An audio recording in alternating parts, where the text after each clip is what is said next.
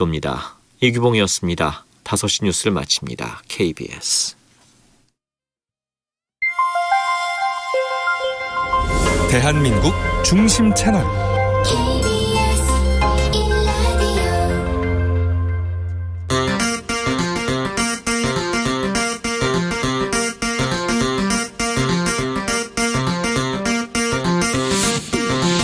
주진우 라이브.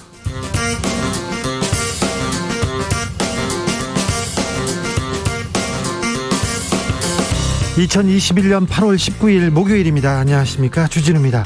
여야가 종합부동산세 완화에 전격 합의했습니다. 언론중재법 개정안은 본회의를 향해 한 걸음 더 다가갔습니다. 더불어민주당은 가짜뉴스 피해 구제법이라면서 신속하게 처리하겠다고 했고요. 국민의힘은 현대판 분석외교라면서 극렬하게 반대하고 있습니다. 언론단체도 반대편에 서 있습니다. 언론중재법 둘러싼 찬반, 기자 출신 김의겸 열린민주당 의원, 그리고 언론노조 윤창현 위원장에게 들어보겠습니다. 이준석 녹취록, 한교익 논란, 정치권의 사과의 물결이 시작됐습니다. 이낙연 후보가 친일 거론은 지나쳤다면서 황교익 씨에게 사실상 사과를 했습니다. 그런데 황교익 씨는 아직까지 사과인지 아닌지 판단 못하겠다고 했습니다. 사과 요청은 국민의힘에서도 이어지는데요. 하태경 후보, 양치기 소년 원희룡 후보는 이준석 대표한테 사과하라, 이렇게 얘기했습니다. 사과하면 저거 금방 정리될까요? 정치권 상황, 안민석, 조경태 의원과 함께 이야기 나눠봅니다. 탈레반이 장악한 아프가니스탄, 목숨 건 탈출은 오늘도 이어지고 있습니다. 아프간 여성들은 절망의 눈물을 흘리고 어른 아이 할 것 없이 두려움에 떨고 있습니다. 탈레반의 폭정, 인권 유린에 대한 우려, 현실이 되고 있는데요. 아프간 출신 미국 작가 할레드 호세이니의 작품 체계마대에서 만나봅니다. 나비처럼 날아 벌처럼 쏜다. 여기는 주진우 라이브입니다.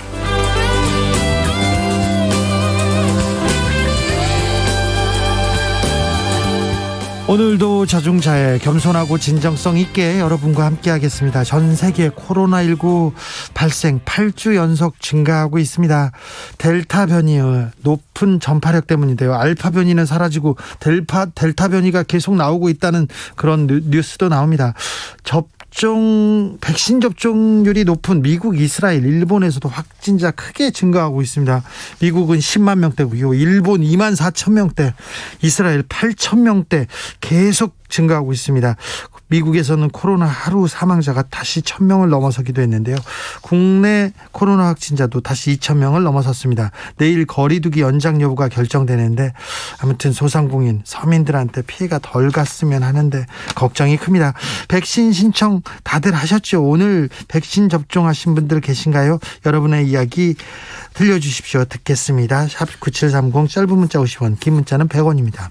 콩으로 보내시면 무료입니다. 그럼 주진우 라이브 시작하겠습니다.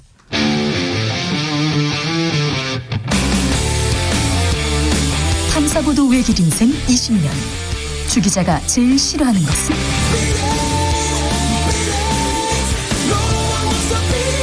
이 세상에서 비리와 부리가 사라지는 그날까지, 오늘도 흔들림 없이 주진우 라이브와 함께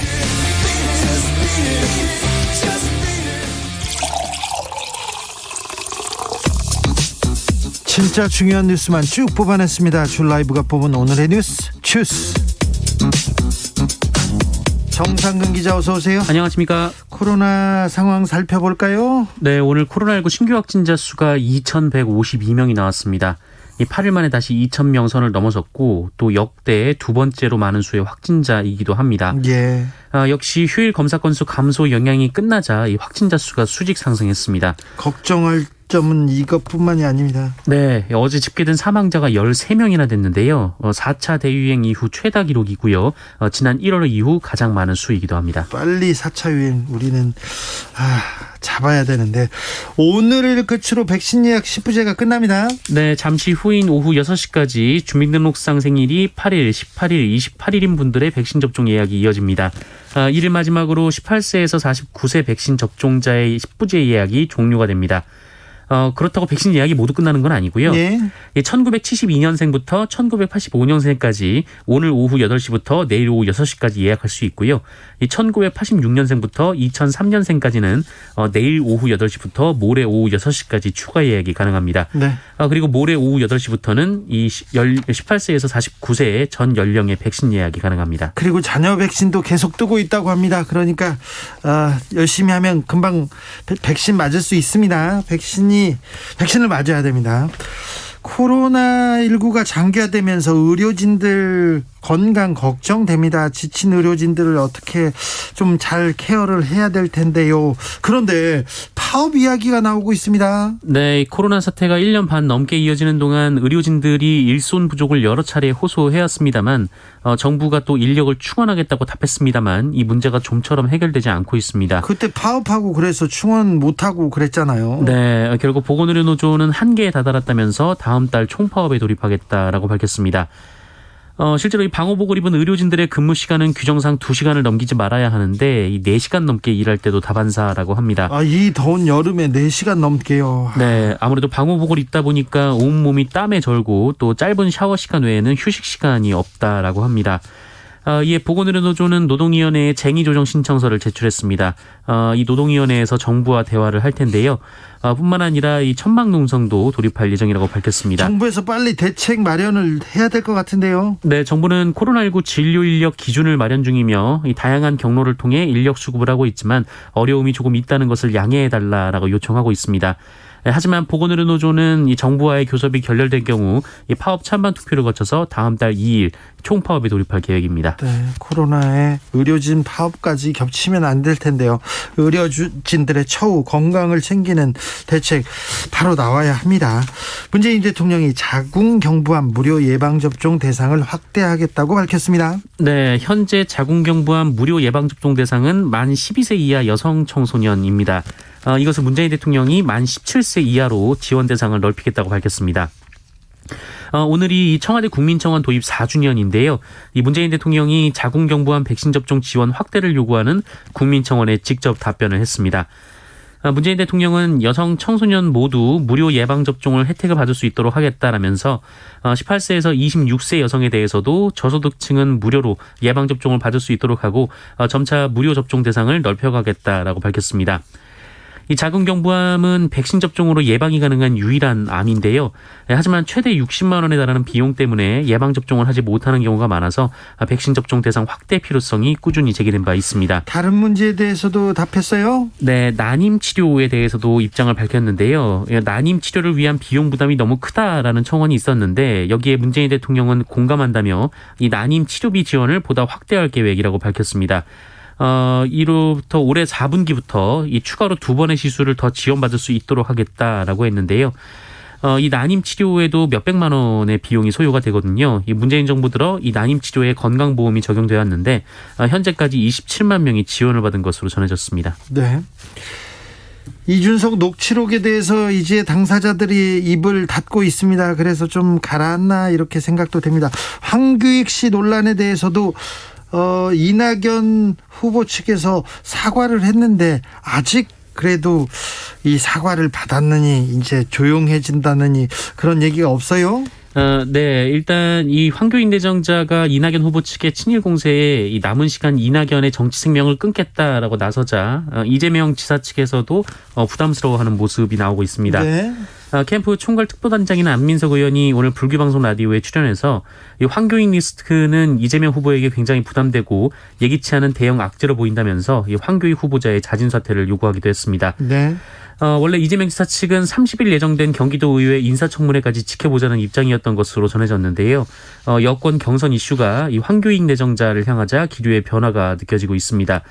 이재명 지사는 오늘 관련 질문을 받았는데 아무 대답 없이 자리를 뜨기도 했습니다. 황교익 씨는 어떻게 한다는 겁니까? 네, 이 안민석 의원의 발언에 대해서 자진 사퇴 의향이 없다라고 재차 못 박았습니다. 연합뉴스와 통화에서 이런 입장을 밝혔는데요.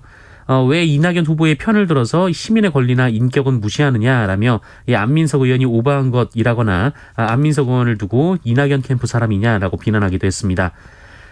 또 이 자신의 임명을 비판한 이 정세균 후보를 향해서도 이 정세균 캠프 측의 인사가 이 본인에게 홍보 영상물 출연을 제안한 적이 있다라면서 그렇다면 본인이 이 정세균 측근이냐라고 비판했고요. 알겠습니다. 안민석 의원은 지금 특보단장인데 이재명 후보 측에 아무튼 이 문제에 대해서는 잠시 후에 안민석 후보와 함께 정비록에서 자세히 나눠보겠습니다. 언론중재법 개정안이 문체위를 통과했습니다. 네, 언론사의 징벌적 손해배상을 적용하는 언론중재법 개정안이 오늘 국회 문화체육관광위원회 전체회의를 통과했습니다.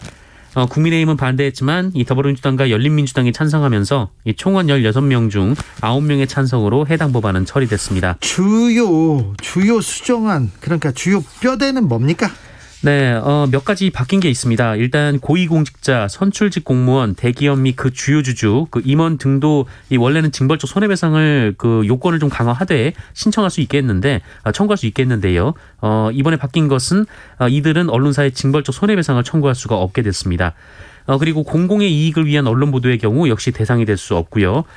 그리고 손해액의 구체적인 금액을 산정하기 어려울 경우 언론사의 전년도 매출액의 10,000분의 1에서 1,000분의 1을 곱한 금액 등을 고려한다는 원항의 조항이 있었는데 이를 그 언론사 등의 사회적 영향력과 전년도 매출액을 적극 고려하여라고 수정이 됐습니다. 너무 모호해지는데요? 네, 하지만 언론계에서는 아예 이 법을 폐기할 것을 주장하고 있는 상황이고요. 국민의힘은 법안 심사 전반의 절차적 정당성도 문제가 있었고 또 법안 자체도 현대판 분석 행위라고 주장하고 있습니다. 미디어 담당 기자를 오래 하신 정상근 기자, 네. 언론중재법에 대해서 어떻게 생각하십니까?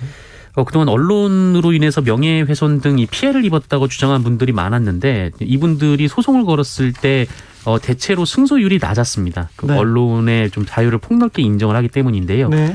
지금 있는 법안은 언론이 악의적인 감정이나 혹은 어떤 고의성이 없더라도 이렇게 좀 승소율이 낮았는데 그런데 이 법이 적용이 되려면 그 고의성이 인정을 받아야 되거든요. 네. 그리고 또 악의성도 인정을 받아야 되고요. 이 부분이 굉장히 좀 모호해서 실제로 오히려 이 법이 적용될 수 있을까라는 게 저는 좀 더 의아합니다. 그렇죠. 그리고 이 언론중재법이 통과한다고 하더라도 언론 지형이 바뀌거나 그리고 언론 개혁이 박차를 가한다, 거기까지는 잘 모르겠어요. 네, 이 법이 통과되면은 언론 자유가 위축된다라고 하는데 좀 오히려 이 법이 사용될 일이 많지 않을 것 같습니다. 네, 너무 모호해서요. 네, 언론 개혁으로는 가야 되는데 지금 좀 애매하다, 모호하다 이런 지적이 계속되고 있습니다. 이 문제에 대해서 잠시 후 2부에서 자세하게 찬반 논란에 대해서 들어보겠습니다. 아타락시아님께서 항상 느끼지만 흔들림 없는 정상근 기자의 매끄러운 진행, 불안한 주진우 라이브를 주스를 살리고 있어요 얘기하는데, 그렇죠. 네, 불안한 주진우를 정상근이 잘 살리고 있습니다. 자, 이재용 부회장이 오늘 재판에 출석했어요? 네, 이 가석방 이후 처음으로 법정에 출석을 했습니다.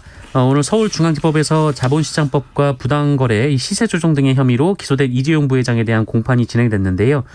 이 공판기일은 피고인이 출석해야 되기 때문에 이재용 부회장이 그동안 옥중에서도 출석을 해왔습니다. 네, 형사재판에는 피고인이 나와야 됩니다. 네, 오늘 관련돼서 이재용 부회장에게 질문이 이어졌는데 답변은 하지 않았고요. 검찰은 지난 2015년 이 삼성물산과 제일모직의 합병이 이재용 부회장의 삼성그룹 경영권 승계를 위해 이뤄졌다면서 이재용 부회장 역시 이를 인지하고 해당 사안에 지시하거나 관여했다고 보고 있습니다. 네. 반면 이재용 부회장 측은 검찰이 제기하는 의혹은 모두 사실이 아니며 이 삼성물산과 제일모직의 합병은 경영상 판단으로 이루어졌다라고 맞서고 있습니다. 네. 재판이 계속될 겁니다. 계속되는데 진행사항 저희가 자세히 알려드리겠습니다. 검찰 수사심의위원회가 또 열렸습니다. 백운규 전 산업정부 장관 수사 중단을 권고했습니다. 네, 대전지검은 지난 6월 그 월성원전 1호기 경제성 평가 의혹과 관련해서 이 백운규 전 산업부 장관을 재판에 넘겼습니다. 한국수력원자력 월성 1호기에 이 조기 폐쇄 의향을 제출하게 하고 또 이사회가 가동 중단을 결정하도록 했다라는 이 직권남용 그리고 업무방해 혐의입니다. 그리고 이와 함께 수사팀은 이 한수원이 월성원전 가동 중단으로 1,400억 원 넘는 손해를 봤는데 이 과정도 백운규 전 장관 지시에서 비롯됐다고 보고 배임 교사, 업무방해 교사 혐의도 적용하려 했습니다. 그러나 이 대검찰청 지휘부가 이에 반대를 했고 이 김호수 검찰총장이 수사심의위원회를 소집해서 판단을 구했는데요. 이 어제 열린 수사심의위원회 결과 백운규 장관을 추가로 기소하지 말 것 그리고 수사를 중단할 것을 권고했습니다. 네. 백운규 전 장관 측은 원전 조기 폐쇄는 정책적인 판단이고 또 이걸로 이익을 본 주체가 불명확해서 배임 혐의가 성립할 수 없다라는 입장을 강조했는데 네. 이것이 받아들여진 것으로 보입니다. 수사 중단을 권고했습니다. 종부세 납부 기준이 바뀌었네요. 네, 1가구 1주택자의 종합부동산세 과세 기준선이 9억 원에서 11억 원으로 일괄 상향됩니다. 국회 기획재정위원회는 오늘 오전 조세 소위를 열고 이 같은 내용을 담은 종부세 개정안 대안을 합의 처리했습니다. 다만 합산 12억 원을 공제받는 부부 공동명의를 비롯해서 다른 부과 기준을 그대로 유지가 됩니다. 공동명의의 종부세 혜택이 사실상 사라지게 되는 셈인데요. 원래 민주당은 공시가격 상위 2%의 종부세를 부과하는 방안을 추진했는데 여야는 주택가격 상승으로 그 1주택자 완화 필요성이 제기된 점 그리고 상위 2% 기준을 적용할 때 현재 한 11억 원 정도에 해당하는 점 등을 고려해서 이 11억 원 기준으로 타협안을 도출했습니다. 여야 합의안이기 때문에 이 안은 국회 본회의를 금방 통과할 것 같습니다. 쿠팡이 납품업체에 갑질을 했다면서요. 갑질을 한 게 밝혀져서 과징금까지 받았어요. 네, 쿠팡은 최저가 보장 정책이 있는데요. 가장 싸게 팔게 했다라는 의미인 거죠. 네. 그런데 이로 인한 마진 손실을 줄이기 위해서 이 부담을 납품업체에 떠넘기는 등 갑질을 일삼은 사실이 드러나서 공정거래위원회에 제재를 받게 됐습니다. 공정위는 공정거래법 그리고 대규모 유통업법을 위반한 쿠팡의 시정명령과 함께 과징금 32억 9,700만 원을 부과했습니다. 아니 근데 쿠팡의 매출액이 얼만데 32억밖에 부과하지 않았을까요? 네, 공정위 조사 결과 쿠팡은 2017년부터 지난해 9월까지 101개 납품업자에게 할인 판매 등으로 내려간 경쟁 온라인몰의 판매 가격을 올리라라고 요구했습니다. 그러니까 다른 온라인몰의 판매가를 올려서 자기에서 파는 곳이 가장 저렴한 그러니까 최저가가 되게 했다라는 건데요. 아, 그래서 최저가를 만든 거예요? 네, 가격을 더 낮춘 게 아니라 거래하려고 하면 쿠팡하고 거래하려면 다른 곳에는 더 비싸게 납품해야 된다는 거 아니에요? 그렇게 하지 않으면 이 쿠팡에서 상품을 제외해버리거나 이 발주를 받지 않았다라고 공정위는 설명했습니다. 이거는 쿠팡이 갑질에 뭐 신기원을 하나 만들었네요. 이건 쿠질이네, 쿠질. 네, 그리고 마진 손실을 보전받기 위해서 213건의 광고 구매를 그 128개 납품업자에게 요청하기도 했고요. 예?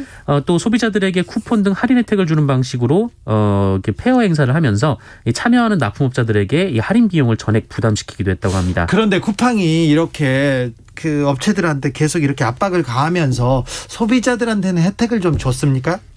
네, 혜택은 줬는데 그 혜택이 쿠팡이 준 게 아니라 알고 보니까 납품업체들에게서 나온 그런 상황이었습니다. 아, 그렇군요. 네, 아까 이제 쿠팡 매출액이 얼마인데 이 정도가 너무 그 과징금이 낮다라고 말씀하셨는데 네? 공정위가 쿠팡의 부담 능력을 고려해서 과징금 액수를 감액했다고 합니다. 부담금이요? 이게 공정한가요, 공정이? 자, 부담 능력을 고려했다고요? 뭐 미국에서 증시에 이렇게 올라가서 뭐 몇 천억대 부자가 됐다는 사람도 있고 막 그런데 지금 32억 과징금이 이게 공정한지 모르겠습니다. 공정위한테 묻고 싶습니다. 탈레반을 피해 아프간을 떠난 아프간 대통령이 모습을 드러냈습니다. 네, 이 탈레반이 아프가니스탄의 수도 카불을 채 장악하기도 전에 그 아랍에미리트로 도주한 아슈라프 가니 아프간 대통령이 이 페이스북 라이브를 통해서 대국민 연설을 발표했습니다. 돈 많이 이렇게 챙겨가지고 도망갔다는 그분 아닙니까? 네, 거액의 현금을 챙겨 달아났다는 의혹은 근거 없는 거짓말이라고 했고요. 예. 본인이 떠나지 않았으면 그 아프간에 끔찍한 재앙이 일어났을 것이다라며 자신의 행위를 정당화했습니다. 네. 국민들은 어떻게 생각할까요? 네, 본인이 떠나지 않았으면 더 큰 화가 있었을 거라고 하는데 그렇다고 이게 떠나는 게 맞는 일인지는 뭐 역사가 그리고 아프간 국민들이 판단하겠죠. 탈레반의 포갑 통치가 점점 실체를 드러냅니다. 그래서 더 걱정입니다. 네, 이 탈레반은 기존 정부 관련해서 복수를 하지 않겠다거나 그 여성의 사회활동을 존중하겠다라고 약속을 했고 그리고 현지 방송에 탈레반 간부가 여성 앵커와 인터뷰를 하기도 했습니다. 뭐 탈레반이 달라졌나 했는데요. 전혀 다르지 않다라고 합니다. 이 탈레반은 아프간 국영 TV의 앵커 등 이 여직원들을 무기한 정직시켰다고 하고요. 일부 지역에서는 남성이 동행하지 않는 여성의 외출을 금지시켰다고 합니다. 걸리면 뭐 때리고 채찍으로 때리고 뭐 총을 쏘기도 했다면서요? 네, 심지어 이 몸을 다 가리는 이 부르카라는 옷이 있는데 이 부르카 대신 원피스를 입고 외출한 여성이 탈레반의 총에 맞아 숨진 사진도 공개가 됐습니다. 그리고 잘랄라바드라는 곳에서는 이 탈레반이 시위대를 향해 총격을 가하는 사건도 있었고 또 아프간 북부 지역에서는 40대 아프간 여성이 이 탈레반의 음식 제공 요구에 거절을 했다가 탈레반의 구타당해 사망하는 일도 있었다라고 외신에서 나왔습니다. 그리고 이 바미안주에서는 과거 탈레반과 맞서 싸웠던 이 지도자의 석상이 탈레반에 의해 부서진 일도 있었습니다. 이 아프간 주민들의 공포가 커지면서 국경을 넘는 행렬이 끝없이 이어지고 있다라는 보도가 나왔는데요.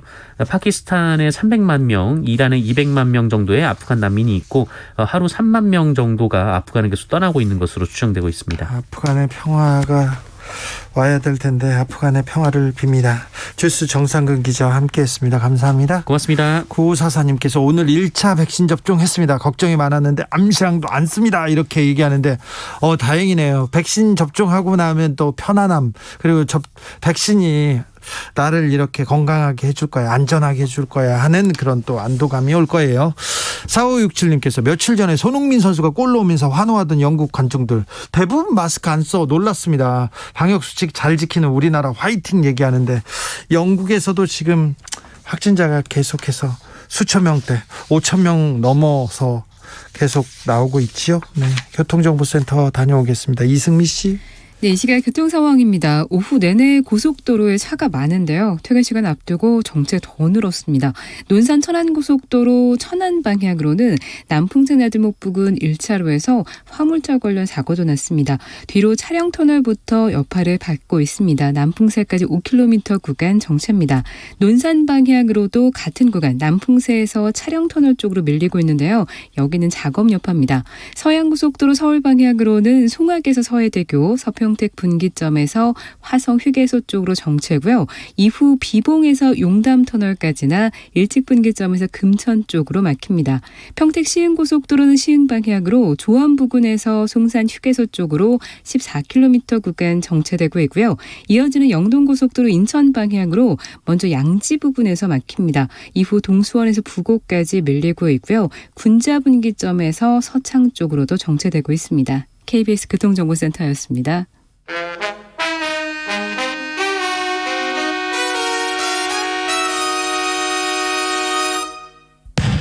주진우 라이브 돌발 퀴즈. 오늘의 돌발 퀴즈는 주관식입니다. 여러분이 맨날 답은 1번이냐라고 놀려서 주관식으로 준비했어요. 문제를 잘 듣고 정답을 정확히 적어 보내주세요. 오늘의 문제. 청와대 국민청원이 문을 연지 오늘로 딱 4년이 됐습니다. 2017년 8월 19일부터 지난달 31일까지 104만 건의 청원글이 올라왔고 누적 동의자는 2억 명이 넘었습니다. 그리고 가장 많은 동의를 받은 청원은 텔레그램 엠번방 관련 내용이었다고 하는데요. 청와대 국민청원은 현대판 이것이라고 불리기도 합니다. 백성들의 억울한 일을 해결해주기 위해 대궐 바깥에 달았던 북인 이것 신으로 시작하는 세 글자인 이것은 무엇일까요? 샵 9730 짧은 문자 50원 긴 문자는 100원입니다. 지금부터 정답 보내주시는 분들 중 추첨을 통해 햄버거 쿠폰 드리겠습니다. 주진우 라이브 돌발 퀴즈 내일 또 만나요.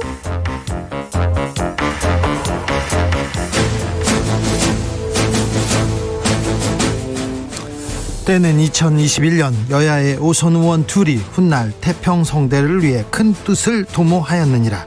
오선의 지혜와 품격으로 21대 국회를 이끈다. 오선의 정치비책 정비록. 소년급제 하지만 줄서기 정치 거부해왔습니다. 대한민국 국회를 이끄는 쌍두마차 수도권 내리오선 안민석 더불어민주당 의원. 네, 안민석입니다. 그리고 영남권 내리오선 조경태 의원.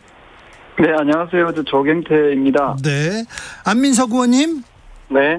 황교익 씨 관련돼서 이렇게 한마디 하셨어요. 크게 보도가 됐던데요. 네. 어떤 얘기였습니까? 저 황교익 씨가 어제 그 이낙연 대표를 향해서 굉장히 그 험한 말씀을 했잖아요. 네. 그래 그게 선을 아주 심하게 넘은 발언이라고 보는데요. 네. 그 이낙연 대표가 그래도 당의 어른이시고 문재인 정부 초대 국무총리를 하신 분인데 네. 너무 지나친 발언을 한 그 내정자가 하셔서 이게 당이나 또 본인이나 그다음에 이재명 지사나 또 친일 프레임으로 먼저 황 내정자를 공격한 또 이낙연 후보 측이나 예. 모두에게 이게 그 손해가 보는 일인데 네. 이것을 멈출 생각을 하지 않고 멈출 기미가 안 보여서 네. 제가 욕먹을 좀 각오를 하고 예. 뭐 그러기 전에 먼저 제가 양측에 대한 잘못을 제가 좀 지적을 했고요. 이낙연 대표도 친일 발언은 좀 심했다고 네, 사과. 다행히 뭐 제가 그런 물꼬를 터서 그런지는 모르겠으나 예. 오늘 이낙연 후보께서 그 정도면 이제 사과 발언이라고 봐야죠. 예. 친일 발언 프레임은 좀 심했다. 그 정도면 사과했다고 보고요. 그 다음에 그에 반응하는 황교익 내정자도 나도 지나쳤다. 이것도 황 내정자는 사과했다고 보거든요. 그래서 네. 저는 상호 사과가 지금 이루어졌다고 보고요. 그래서 이제 빠른 시간 내에 이게 지금 폭탄이 터져 있어가지고 지금 그 국힘이 아수라판이 됐는데 이때 우리 민주당이 잘 해야 되지 않겠습니까? 그래서 빠른 시간 내에 이 폭탄을 수습하는 국면으로 진정되길 바라고요. 제가 한 가지 꼭 좀 말씀드리고 싶은 게 이번 일을 통해서 각 캠프의 중진들께서 원팀을 위해서 앞으로 좀 은행에 신중을 기해야 된다는 그런 교훈을 얻었다고 말씀을 드리고 싶고요. 네. 이후에 다시 이제 정책 토론 논쟁으로 나가는 그러한 중요한 또 계기가 되고 비온 뒤에 땅이 굳어진다는 말이 있듯이 우리가 다시 국민들에게 좋은 모습을 보이길 바라겠습니다. 황교익 논란에서도 안민석은 잘했다 이렇게 이게 결론인가요? 아무튼 아닙니다. 그거는 국민들의 몫인데요. 네. 욕하는 분들도 많고 잘했다고 하는 분들도 많은데요. 그러나 제가 이렇게 살신성인 햄으로써 어쨌거나 오늘 이제 그 두 양측 간에 네. 좀 화해 국면으로 접어들었다는 것에 네네. 대해서 나름대로 좀 잘 봐주시기를 바라겠습니다. 조경태 의원님, 네. 황교익 씨 사태 어떻게 보시는지요? 글쎄요, 칼럼니스트 하시는 분인데, 이분이 최근에 떡볶이를 불량식품으로 해가지고 학교 앞에서 금지식품으로 해야 된다고 주장하는 분 아닙니까? 이런 분이 경기 관광공사 사장으로 내정됐다는 게 보면은, 참으로 좀 한심스럽다는 생각이 들고요. 저는 좀 제대로 된 인사를 좀 제발 좀 했으면 좋겠습니다. 그리고 이 공사 사장이란 그 자리가 어떤 개인의 친소 관계에 의해서 임명되는 그런 자리가 아니지 않습니까? 그러면은 조금 더 전문성을 갖춘 분들 중에서 공개 채용을 했으면 훨씬 더 이런 논란을 피할 수 있었다라고 보고 있고요. 공개 채용한 거예요? 아니, 근데 어디 하필이면 한교익 씨가 됩니까? 경기도에도 훌륭한 인재들이 참 많은 걸로 알고 있는데. 네. 이런 논란이 있는 사람이 또 이분은 본인 스스로가 신문인사라고 하지 않습니까? 어떤 특정한 계파의 쏠림 현상이 있는 이런 분을 저는 공기업 사장으로 앉히는 것 자체가 저는 상당히 좀 잘못됐다 보고 있고요. 박근혜 정부 때 뭐라고 표현했는가 하면은 한국은 정치 의사를 표현하면 죽이려는 사회다 하면서 미개한 사회라는 표현을 했거든요. 예. 그래서 원래 친문 세력들이 보면은 이 정치 의사를 표현하게 되면은 막 문자 폭탄도 날리고 하지 않습니까? 그러니까 이게 좀 자가당착에 빠져 있는 분이지요. 이런 한쪽에 정치적으로 편향된 분이 저는 어떤 공기업 사장으로 내정됐다는 것 자체가 상당히 좀 유감스러운 부분이 많이 있죠. 박근혜 정부 때 한국관광공사 사장으로 이참 씨가 이렇게 내정됐었지 않습니까? 그분은 외국에서 오신 분 아닙니까? 그렇죠.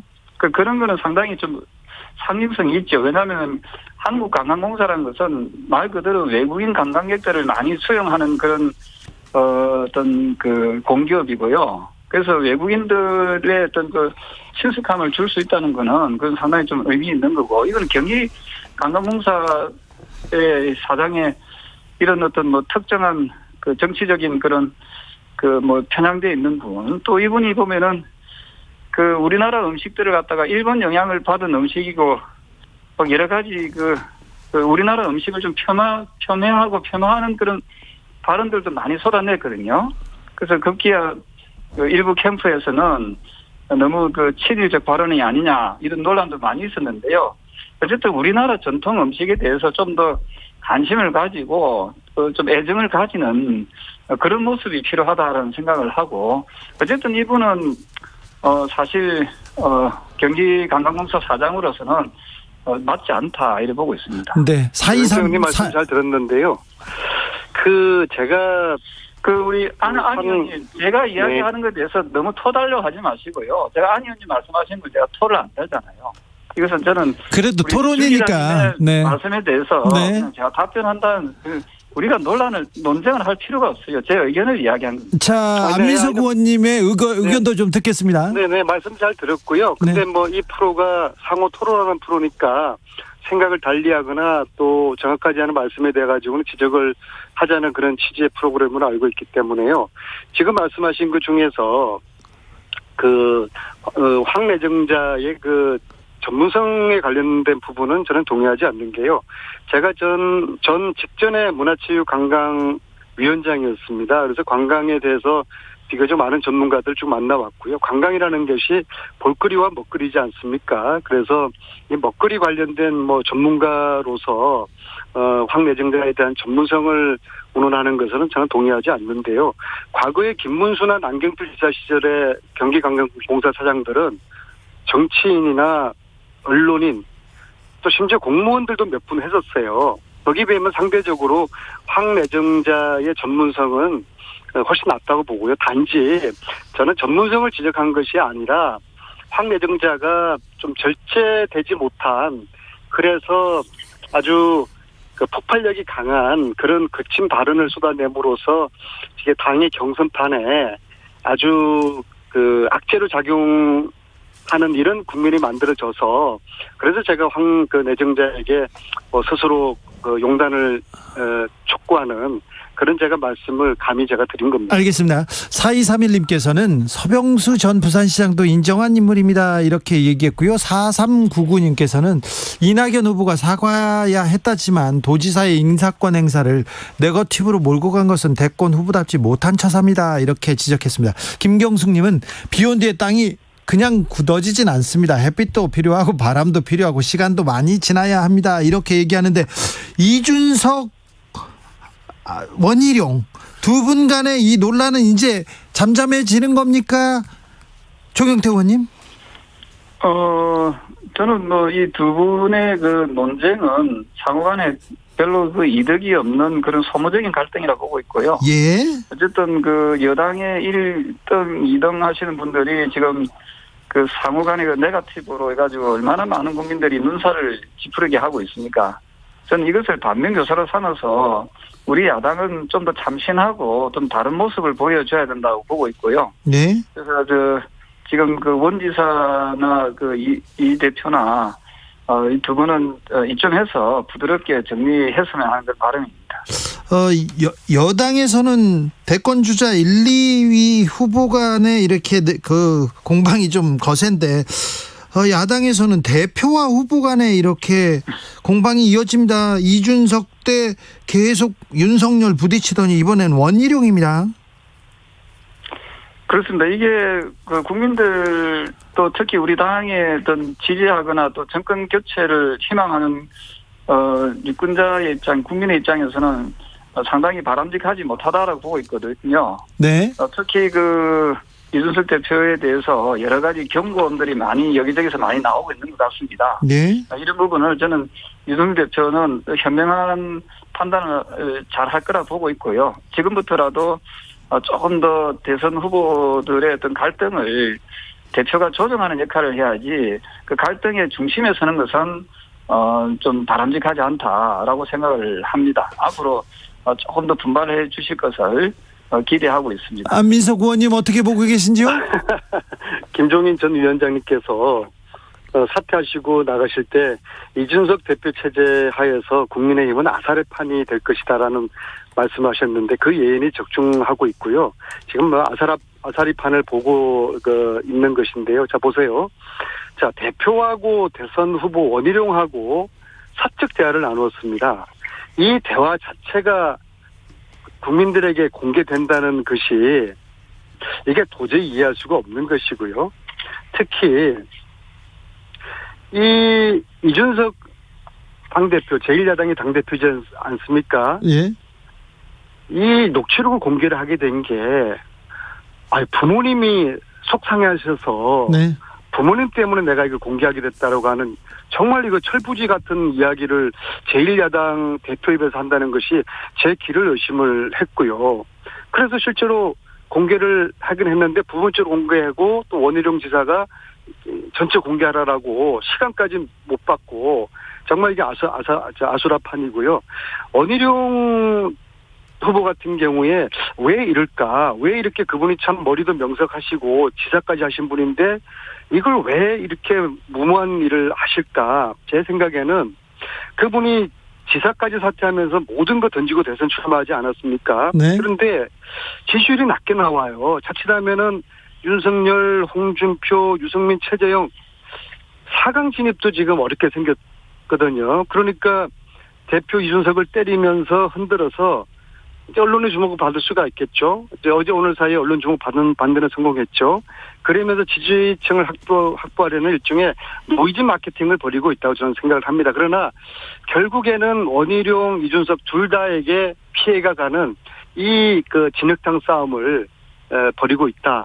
저는 그렇게 보고 있습니다. 그래서 자제해달라고 지금 조경태 의원님 말씀하셨지 않습니까? 조경태 의원님 그런데요. 네네.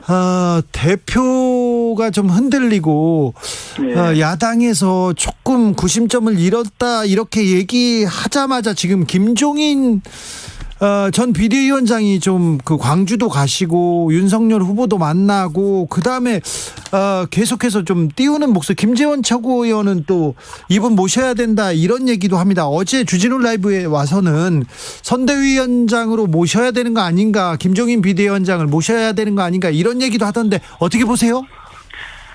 글쎄요. 제가 항상 감시하지만 국민의힘이 민주당에 본받아야 될 점은 뭐냐면요. 민주당은 아무리 어려도 자기 당의 어떤 힘으로 스스로 일어나려고 하는 그런 자립심이 있습니다. 예. 근데 국민의힘은 자신들이 그런 역량이 안 되면은 정치를 그만둬야지요. 네. 왜 자꾸 외부 인사를 데려오려고 그렇게 합니까? 저는 정당이라는 것이 어쨌든 책임 정치를 해야 된다고 보고 있고요. 네. 우리 내부에서 일어나는 일은 우리 내부에서 잘 수습하고 또 그걸 이겨내는 그런 훈련과 그런 노력들을 해야 된다고 보고 있습니다. 그래야죠.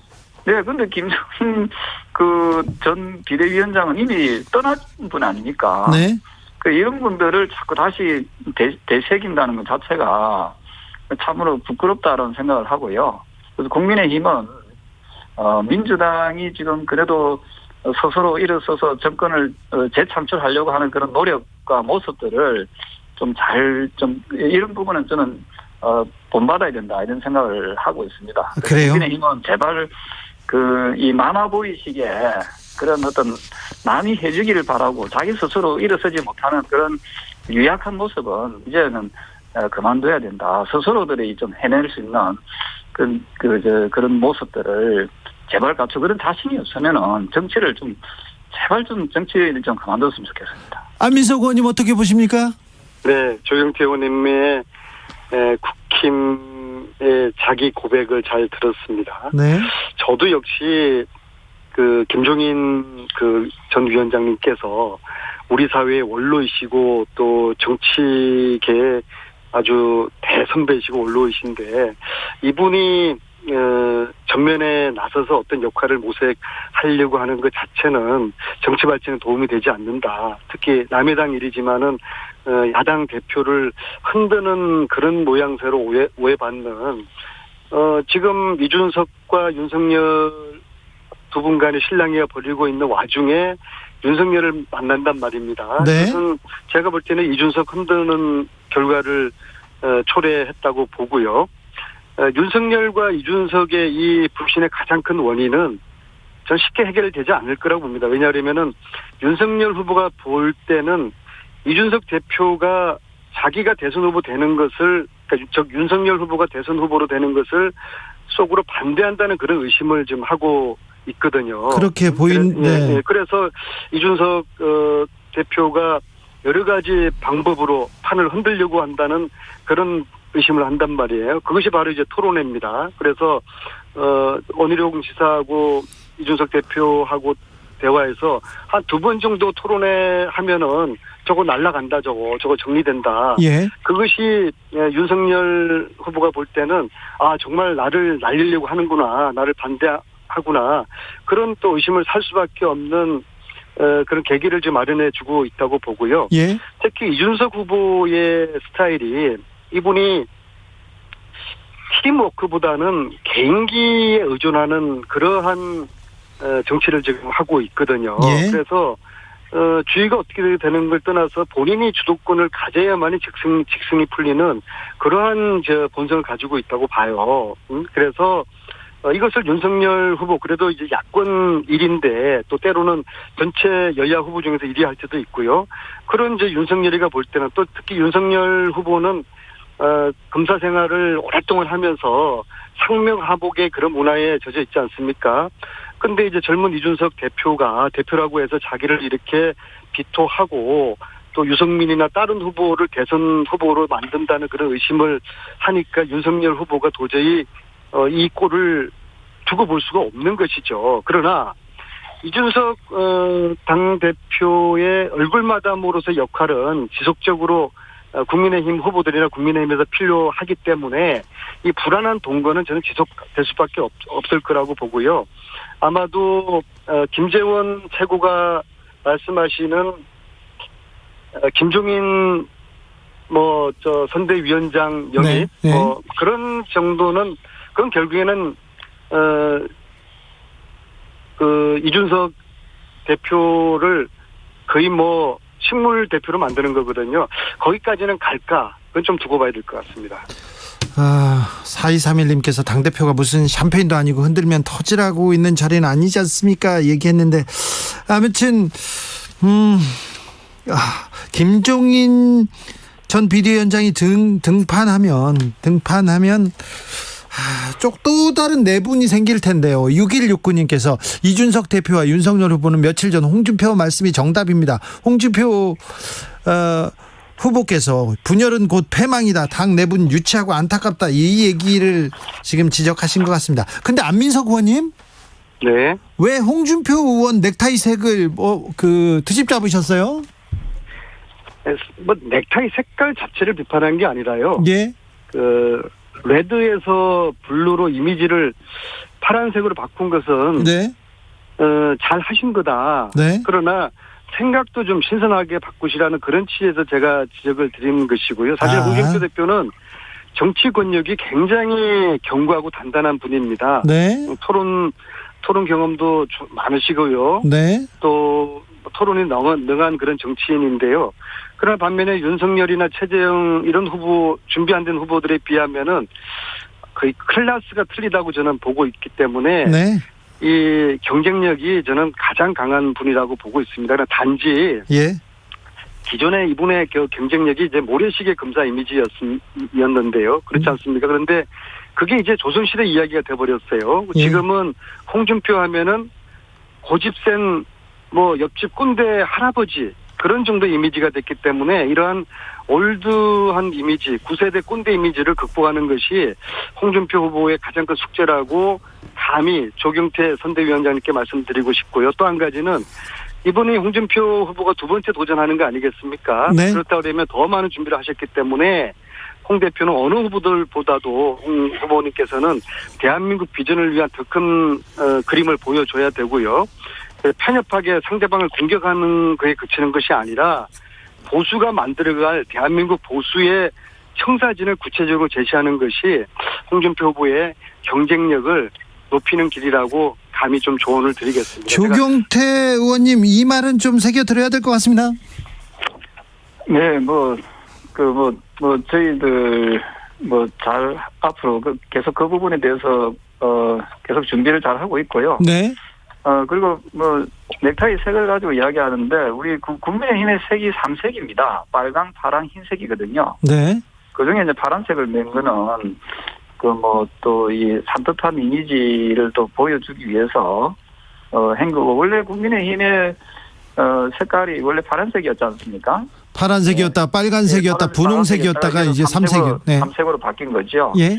그래서 넥타이 색을 가지고 이게 비판하지 않았을 거라고 보고 있고요. 예. 방금 말씀 주신 여러 가지 사항을 저희들이 잘 변화시켜서 꼭 정권 교체를 할 수 있도록, 그래서 우리 대한민국을 정상국가로 만들 수 있도록 이 홍준표 후보가 제1선에 설 수 있도록 그렇게 하겠습니다. 그리고 최근에 출마 선언하면서 네. 정치, 행정, 경제, 사회 제도 이 분야에 대해서 7대 공약을 내걸었습니다. 예. 그 공약에 보면은 대한민국을 비정상국가에서 정상국가로 만들겠다는 그 비전이 잘 담겨져 있고요. 앞으로 국민들께 구체적인 그 비전들을 한 가지씩 좀 제시하는 그런 기회들이 주어질 것이다 이렇게 보고 있습니다. 많은 성원과 응원 좀 부탁드리겠습니다. 비정상국가, 정상국가에 대해서는 안민석 의원 할 말 많습니다. 그 전에 지금은 국민의힘 색깔이 무슨 색깔이죠? 삼색이라고 했지 않습니까? 3색입니다. 3색. 빨강, 파랑, 흰색. 아마 국민들이 좀 혼란스러우실 것 같은데요. 좀 한 가지 색으로 쭉 좀 가셨으면 좋겠어요. 글쎄, 그거는 이제 우리 당에서 그렇게 고심해서 만든 색깔이니까요. 네, 안민석 의원님. 색 중에 어떤 색을 선택을 하든지 전 그 후보의 자유의사다 이렇게 보고 있습니다. 남의 당 색깔에 대해서 너무 뭐라고 하지 마십시오, 안민석 의원님. 네, 알겠습니다. 네. 정상국가, 비정상국가 논란 이전에요. 네.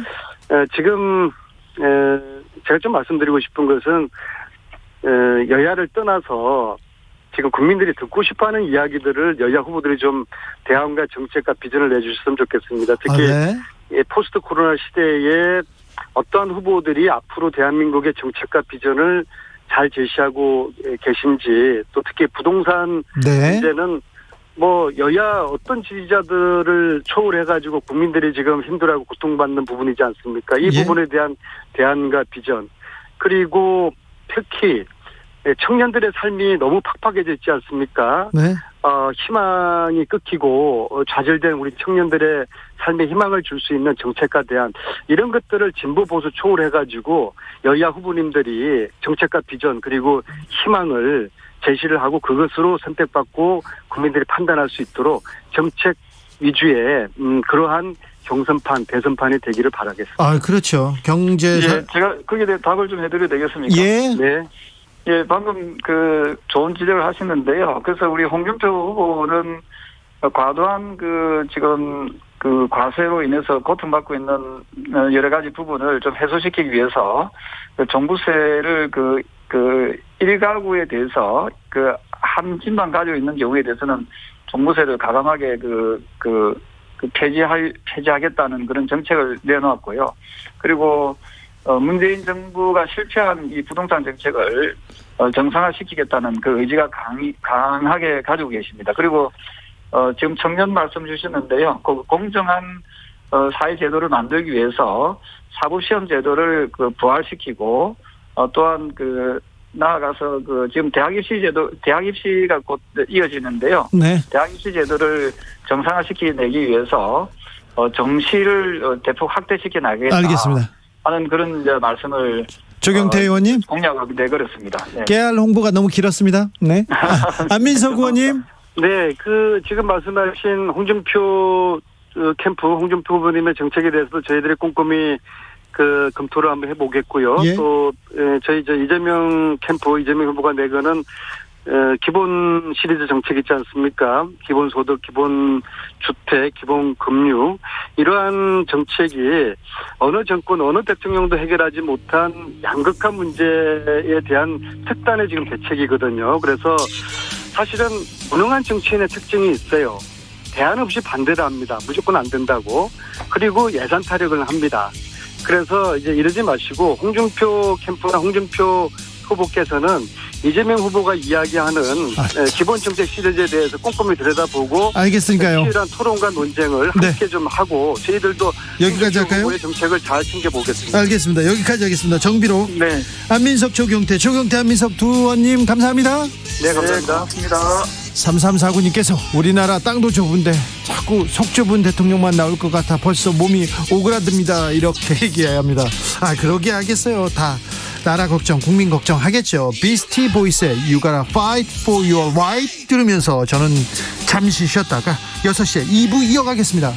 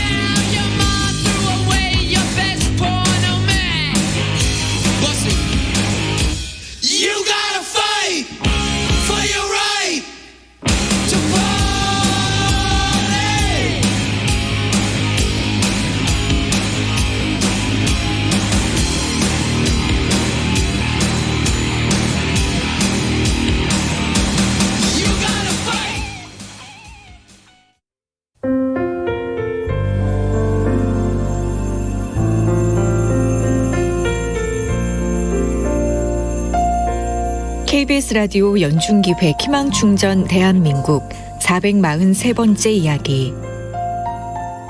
안녕하세요. 아나운서 이연주입니다.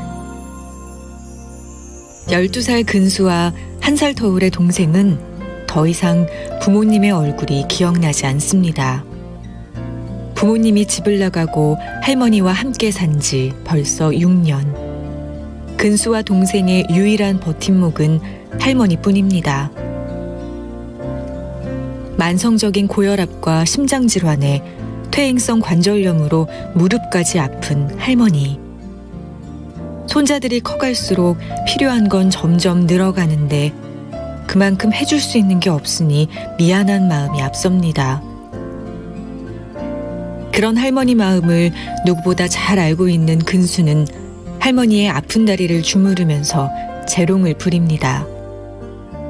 할머니의 웃는 모습을 볼 때가 세상에서 제일 행복하다고 말하는 근수. 근수네 가족들이 하루빨리 불안한 일상을 벗어날 수 있도록 여러분이 힘을 보태주세요. 코로나19 여파로 사례자와 취재팀의 안전을 위해 사연으로 대신 전달합니다. 여러분의 따뜻한 손길이 희망의 빛이 됩니다. ARS 060-700-1580 060-700-1580 한 통화 3,000원으로 희망을 선물해주세요. KBS 라디오 연중기획 희망충전 대한민국은 초록우산 어린이재단, 인탑스 주식회사 그리고 청취자 여러분과 함께합니다. ARS 060-700-1580 한 통화 3,000원입니다.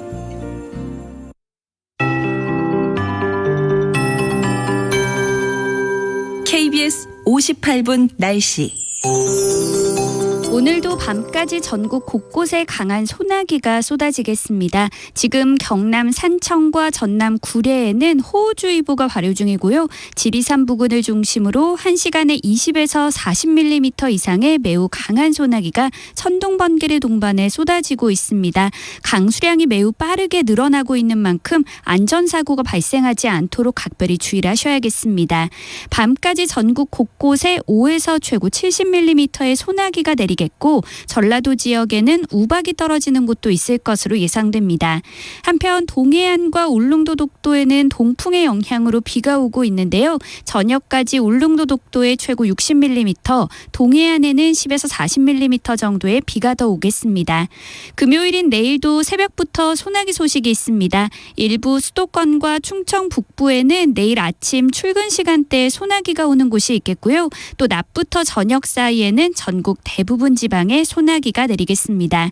내일 아침 기온은 서울 22도, 부산 23도 등으로 선선하겠지만 낮에는 서울과 대전, 대구, 제주가 31도, 광주 30도, 강릉 28도 등으로 30도 안팎까지 올라 덥겠습니다. 현재 서울의 기온은 29.7도, 습도는 45%입니다. 송소진입니다.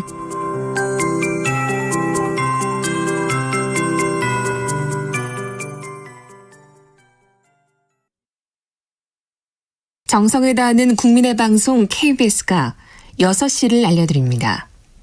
AM 711kHz, FM 97.3MHz, KBS 1라디오입니다. HLKA.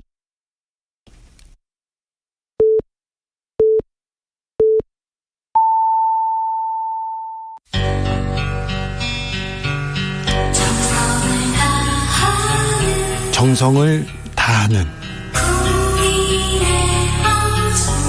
국민의 방송 KBS 주진우 라이브. 그냥 그렇다고요. 주진우 라이브 함께하고 계십니다. 라디오 정보센터 다녀오겠습니다. 조진주 씨. 오늘 0시 기준 국내 누적 코로나19 백신 1차 접종자는 2,430만 6,127명으로 전체 인구의 47.3%에 해당하며 2차 접종까지 모두 마친 사람은 총 1,081만 2,327명, 인구 대비 21.1% 수준입니다. 국내에 남아있는 백신 물량은 1,212만 500회분입니다. 중앙방역대책본부에 따르면 최근 일주간 우리나라는 코로나19 주간 확진자가 100만 명당 253명으로 같은 기간 미국, 영국의 발생률과 비교하면 10분의 1 수준이며 특히 예방접종 완료율이 62.5%에 달하는 이스라엘의 4,111명과는 큰 차이를 보이고 있습니다. 문재인 대통령은 자궁경부암 백신 무료 접종 대상을 만 12세 이하 여성 청소년에서 만 17세 이하로 지원 대상을 넓히겠다고 말했습니다. 또 난임 치료와 관련해 올 4분기부터 추가로 2번의 시술을 더 지원받을 수 있도록 하겠다며 지원 확대 계획을 제시했습니다. 날선 발언을 주고받으며 전면전을 벌였던 더불어민주당 대권주자 이낙연 전 대표 측과 황교익 씨가 한 발짝씩 물러섰습니다. 이낙연 전 대표는 저희 캠프에 책임 있는 분이 친일 문제를 거론한 것은 지나쳤다고 생각한다고 밝혔습니다. 그러자 황 씨는 SNS에 제가 이낙연 전 대표에게 짐승, 정치생명, 연미복 등을 운운한 것은 지나쳤다는 글을 올렸습니다. 코로나19 방역수칙을 여러 차례 어긴 서울 성북구 사랑제일교회가 폐쇄됐습니다. 성북구는 오늘 오후 5시 반쯤 내일부터 별도 해제 시까지 시설을 폐쇄한다는 폐쇄 명령문을 사랑제일교회에 전달했습니다. 지금까지 라디오 정보센터 뉴스였습니다.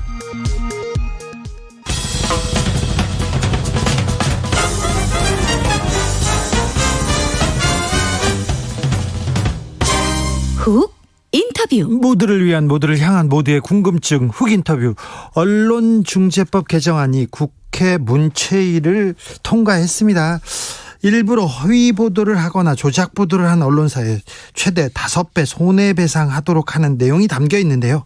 더불어민주당은 25일 본회의에서 통과시키겠다고 합니다. 하지만 국민의힘 언론단체는 반대하고 있습니다. 양측 입장 들어보겠습니다. 먼저 찬성하는 입장 기자 출신 김의겸 열린민주당 의원, 안녕하세요. 네, 안녕하세요. 반갑습니다. 언론중재법 개정안, 이 법안의 핵심이 뭡니까? 네, 크게 두 가지인데요. 언론이 뻔히 오보인 줄 알면서도 의도적으로 기사를 조작했을 경우, 네. 그런 허위 조작 보도라고 하는데요. 그런 기사에 대해서 5배까지 손해배상액을 늘릴 수 있도록 하는 것 하나하고요. 예. 그리고 두 번째로는 정정보도 문제인데, 네. 여태까지는 언론사가 오보를 내더라도 오보를 낼 때는 대문짝만하게 내지만 그걸 잘못했다라고 정정 보도를 할 때에는 손톱만하게 내지 않습니까? 구석에다가요. 예. 네. 그래서 그걸 같은 시간에 같은 지면 그리고 같은 분량으로 이 오보에 대한 정정을 할 수 있도록 그렇게 법안에 담았습니다. 의원님 얘기를 들어보면 이게 뭐 상식적인 내용인 것 같은데 왜 국민의힘에서는 반대합니까? 국민의힘 말고도 정의당도 왜 언론 단체들도 반대합니까? 네, 뭐 반대하는 사정들이 좀 다른데, 네.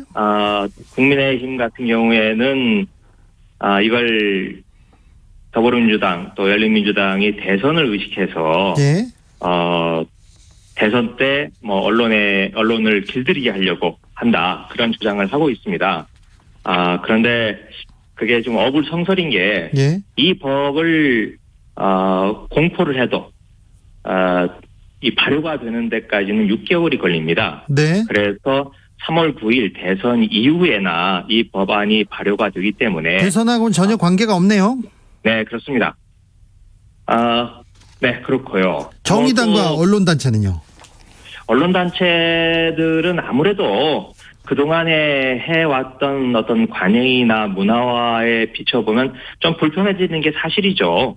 그래서 반대를 하고 있습니다. 그러나 이게 이번 정부 때만 그런 게 아니고 사실은 거의 비슷한 내용이 2004년, 2008년 시도가 됐던 겁니다. 이미 17년 전에 있었던 이야기인데 그때도 언론단체들이 반대를 했었어요. 네. 그런데 하나 더 말씀을 드리자면, 근데 반대의 정도가 언론단체들은 단체 대표들은 굉장히 강력하게 반대를 하시지만 막상 기자협회에서 엊그제 여론조사를 해보니까 실제로 이 법안에 대해서 반대하는 사람은 50%, 그리고 찬성을 하는 기자들도 35%나 됐습니다. 네. 그건 뭘 말하냐면 기자들 사회에서도 이 법안에 대해서 그렇게 완강하게 반대하는 분들만 있는 건 아니다. 네. 다른 목소리를 또 분명히 존재하고 있다라고 보여집니다. 네, 그건 맞는 것 같습니다. 그런데 고의 중과실에 따른 허위 조작 보도, 이건 누가 판단합니까? 이건 법원으로 다시 갑니까? 당연히 그렇죠. 네. 이걸 무슨 정부나 또 여당이 판단하는 게 아니고 이 법이 언론중재 및 피해 구제에 관한 법률입니다. 언론중재위원회에서 먼저 이게 허위 보도인지 조작 보도인지 판단을 하는 거고, 양 당사자 간의 합의가 되지 않으면 이제 법원으로 가는 거죠. 법원이 최종적으로 이 보도가 허위 보도인지 조작 보도인지 판단을 하게 되는 겁니다. 네. 근데 아무튼 이 언론중재법에 대해서 제가 한겨레 계속 꼼꼼하게 읽어봤는데 한겨레도 호의적이지 않은 것 같더라고요. 그 부분은 어떻게 보시는지요? 전직 한겨레 기자로서. 네. 저도 누구보다도 한겨레 기사 꼼꼼히 봅니다. 네. 그런데 기사를 쓰는 젊은 기자와 또 논설위원실에서 그 사설을 쓰는 좀 선배 기자들 사이에서도 온도 차이가 상당히 좀 느껴집니다. 그렇죠. 네, 이 문제를 보는 언론인들의 좀 다양한 시각들이 그렇게 한겨레라는 같은 지면 내에서도 온도 차이가 좀 느껴지는 지금 상황입니다. 팩트 체크 몇 개만 해보겠습니다. 네. 국민의힘에서는 현대판 분석행위라고 하고 언론을 통제해서 정권 비판 보도를 원천 봉쇄하겠다 이렇게 얘기하는데 이거는 너무 나가시는 얘기 같은데. 자, 네. 오늘 국민의힘 의원들께서 뭐 수십 명이 저희 문체위원회에 들어오셔서 뭐 구호도 외치시고 피켓 시위도 하시고 그랬는데. 뭐 사실 광우병 방송했다고 벽주 대낮에 PD 체포하고 뭐 또 KBS 지금 제가 방송을 하고 있는 KBS에 경찰까지 투입하고 뭐 사장 해임하고 했던 게 그렇게 멀지 않은 과거입니다. 그 당시 정부와 여당이 몸담고 있던 분들인데 뭐 격세지감을 느끼게 됐고요. 지금 언론의 재갈을 물린다. 이제 특히 국민의힘 의원들이 문재인 정부가 뭐 임기 말에 권력형 비리가 터져 나올 것을 걱정해서 그걸 덮으려는 거다. 그런 말씀들도 하시는데 네.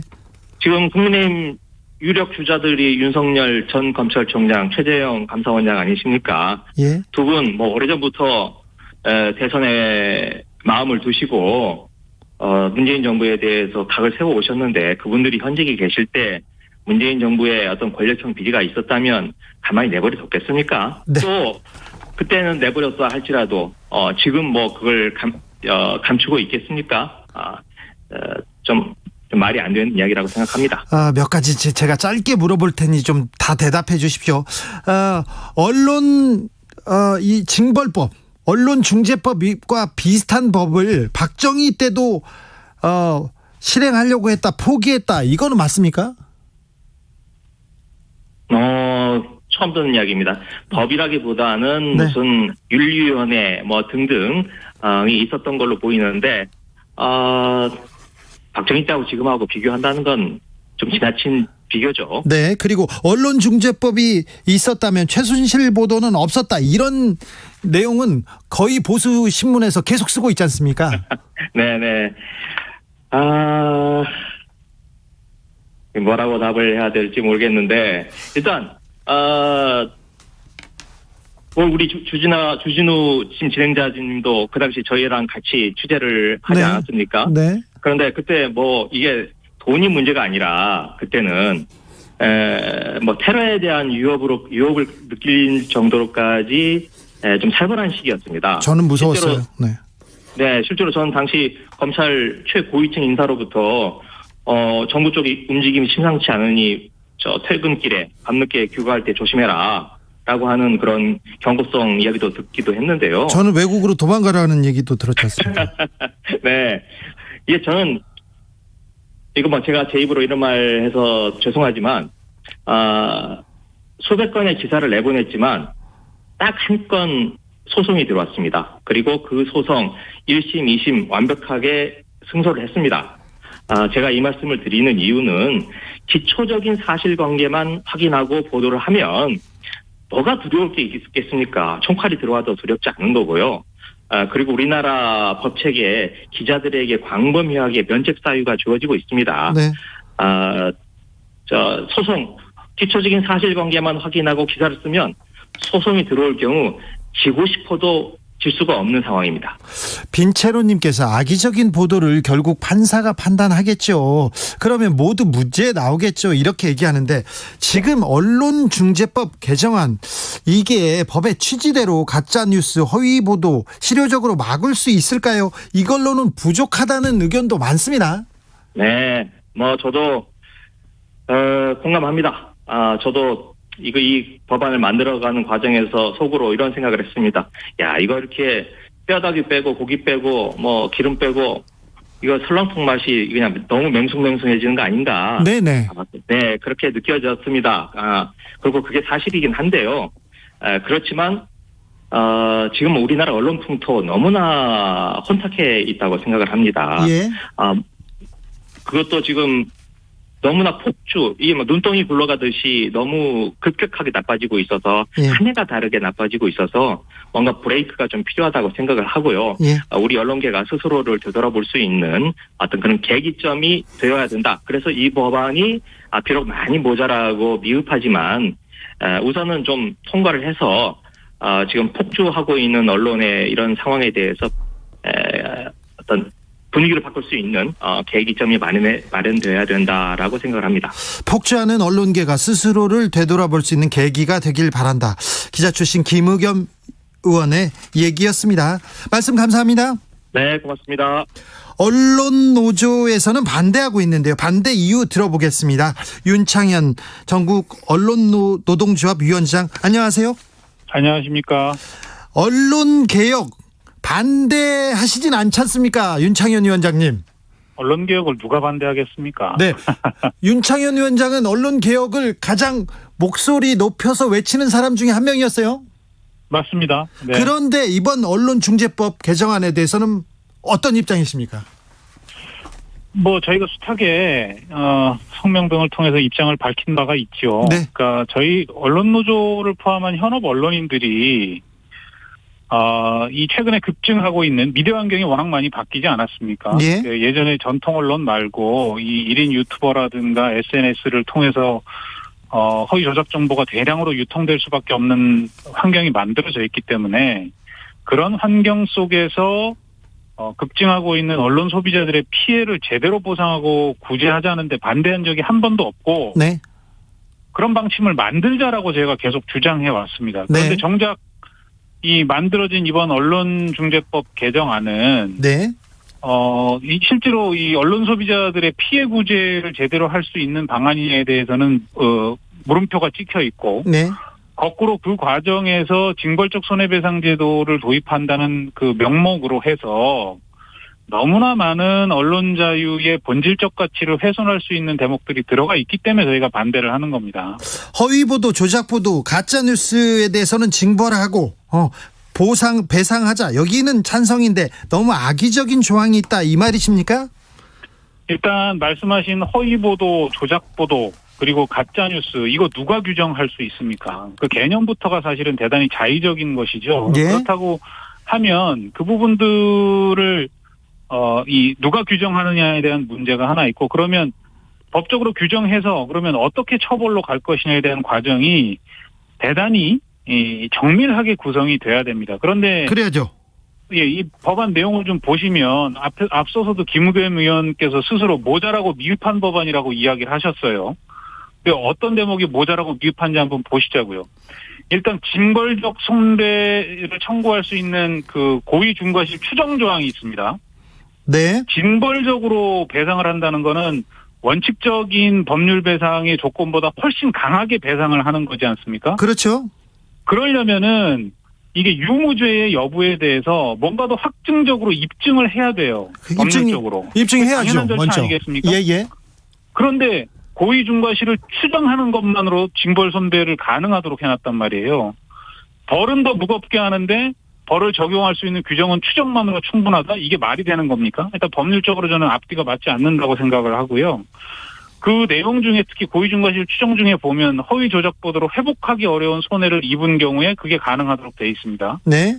몇 가지 조건을 빼긴 했지만 남은 게 4가지인데 허위 조작 보도로 회복하기 어려운 손해를 입은 경우 언론 피해를 입었다고 하시는 분들 특히 고위공직자, 대기업, 정치인들 전부 다 회복하기 어려운 명예훼손을 입었다고 주장을 하죠. 그러면 거의 대부분의 보도가 이런 징벌적 손배의 대상이 될 수밖에 없다. 이거는 이렇게 되면 언론인들이 권력을 견제하고 이 거대 재벌을 감시하고 하는 역할을 겁이 나서 못합니다. 이거 했다가 소송 걸릴 텐데 이거 누가 하라고 그러겠어요? 위원장님, 거대 재벌에 대한 그 감시 보도 이거는 언론이 안 하고 있잖아요. 그래서 국민들이 언론 개혁해야 된다 이 얘기 하는 거 아닙니까? 아니 물론 네. 언론 제가 말씀드리는 부분은 그 부분을 지적하실 때도 네. 정확하게 해주셔야 돼요. 모든 언론이 감시 활동을 안 하고 있습니까? 거의 대부분의 언론이 지금 그 부분에 대해서 그러면 가장 어떤 모자라죠. 언론이 안 하고 있는지 경제신문들, 보수신문들 못하고 있는 부분들을 정확히 지적해 주십시오. 근데 그거 문제를 지적하실 때 네. 이게 마치 전체 언론의 문제인 양 포장해서 일반화하시는 건 아니라고 생각해요. 아니 저도 전체 일반화는 아니지만 제가 그 부분을 부인하는 게 아니지 않습니까? 부인하는 거 아니죠. 네, 근데 이거 그런 문제가 있어요. 네. 있는데 자, 이거는 디테일한 부분이기 때문에 이걸 가지고 저하고 위원장님하고 얘기할 건 아니고요. 징벌적 손배 자체를 반대하시지는 않죠. 근데 법안의 네네네. 디테일한 부분을 더 선봐야 된다는 거죠. 징벌적 손배를 도입할 수도 있고 배액배상 제도를 도입할 수도 있고 그게 어떤 방식이든 네. 언론 소비자들의 피해를 제대로 보상하고 배상해서 미디어 환경 자체를 좀 개선하자는데 반대하지 않는다니까요. 그렇죠. 제가 그런 식으로 대안도 낸 바도 있지 않습니까? 네. 자, 근데 민주당은 가장 먼저 언론 노조하고 얘기를 했어야 될 텐데 언론 단체들과 충분히 논의하지 않았습니까? 그 민주당에서는 충분히 했다 그러고 예. 저희 입장에서는 아니다. 이거는 이렇게 개별적으로 만나서 얘기를 들을 게 아니라 공론장에서 여러 가지 각도의 의견들을 다 듣고 사회적 합의가 필요하다고 주장하는 겁니다. 네, 그렇습니까? 네네네네. 민주당에서는 충분하다고 얘기하지만 네. 저희가 볼 때는 저희의 핵심적인 주장은 이러한 여러 각도의 주장을 국민공청회가 됐든 뭐 정의당이 주장하는 국회 특위가 됐든 그런 형태의 논의 틀을 만들어서 좀 더 수기해야 된다고 하는 저희의 핵심 요구는 받아들이지 않았죠. 그리고 저희가 이러저러한 독소 조항이 있습니다. 예. 이런 것들이 정말 문제입니다라고 한 부분들을 일부 선본 거죠. 네. 세계 언론 신뢰도 조사에서도 그렇고 한국 언론의 신뢰 수준이 굉장히 낮은 순위를 달리고 있습니다. 한국 네네. 언론이 국민들로부터 신뢰받지 못하고 있는데 그 네네. 이유가 뭐라고 생각하시고 언론 개혁은 어떤 방향으로 가야 된다고 보십니까? 오랜 세월 동안 네. 그 언론 개혁의 과제가 있어 왔습니다. 예. 뭐 저희가 좀 돌이켜 보면 이명박 정권, 박근혜 정권 때 정권의 그 마음에 들지 않는 프로그램을 내보냈다고 해서 PD들 막 가둬다가 구속하려고 하고, 네.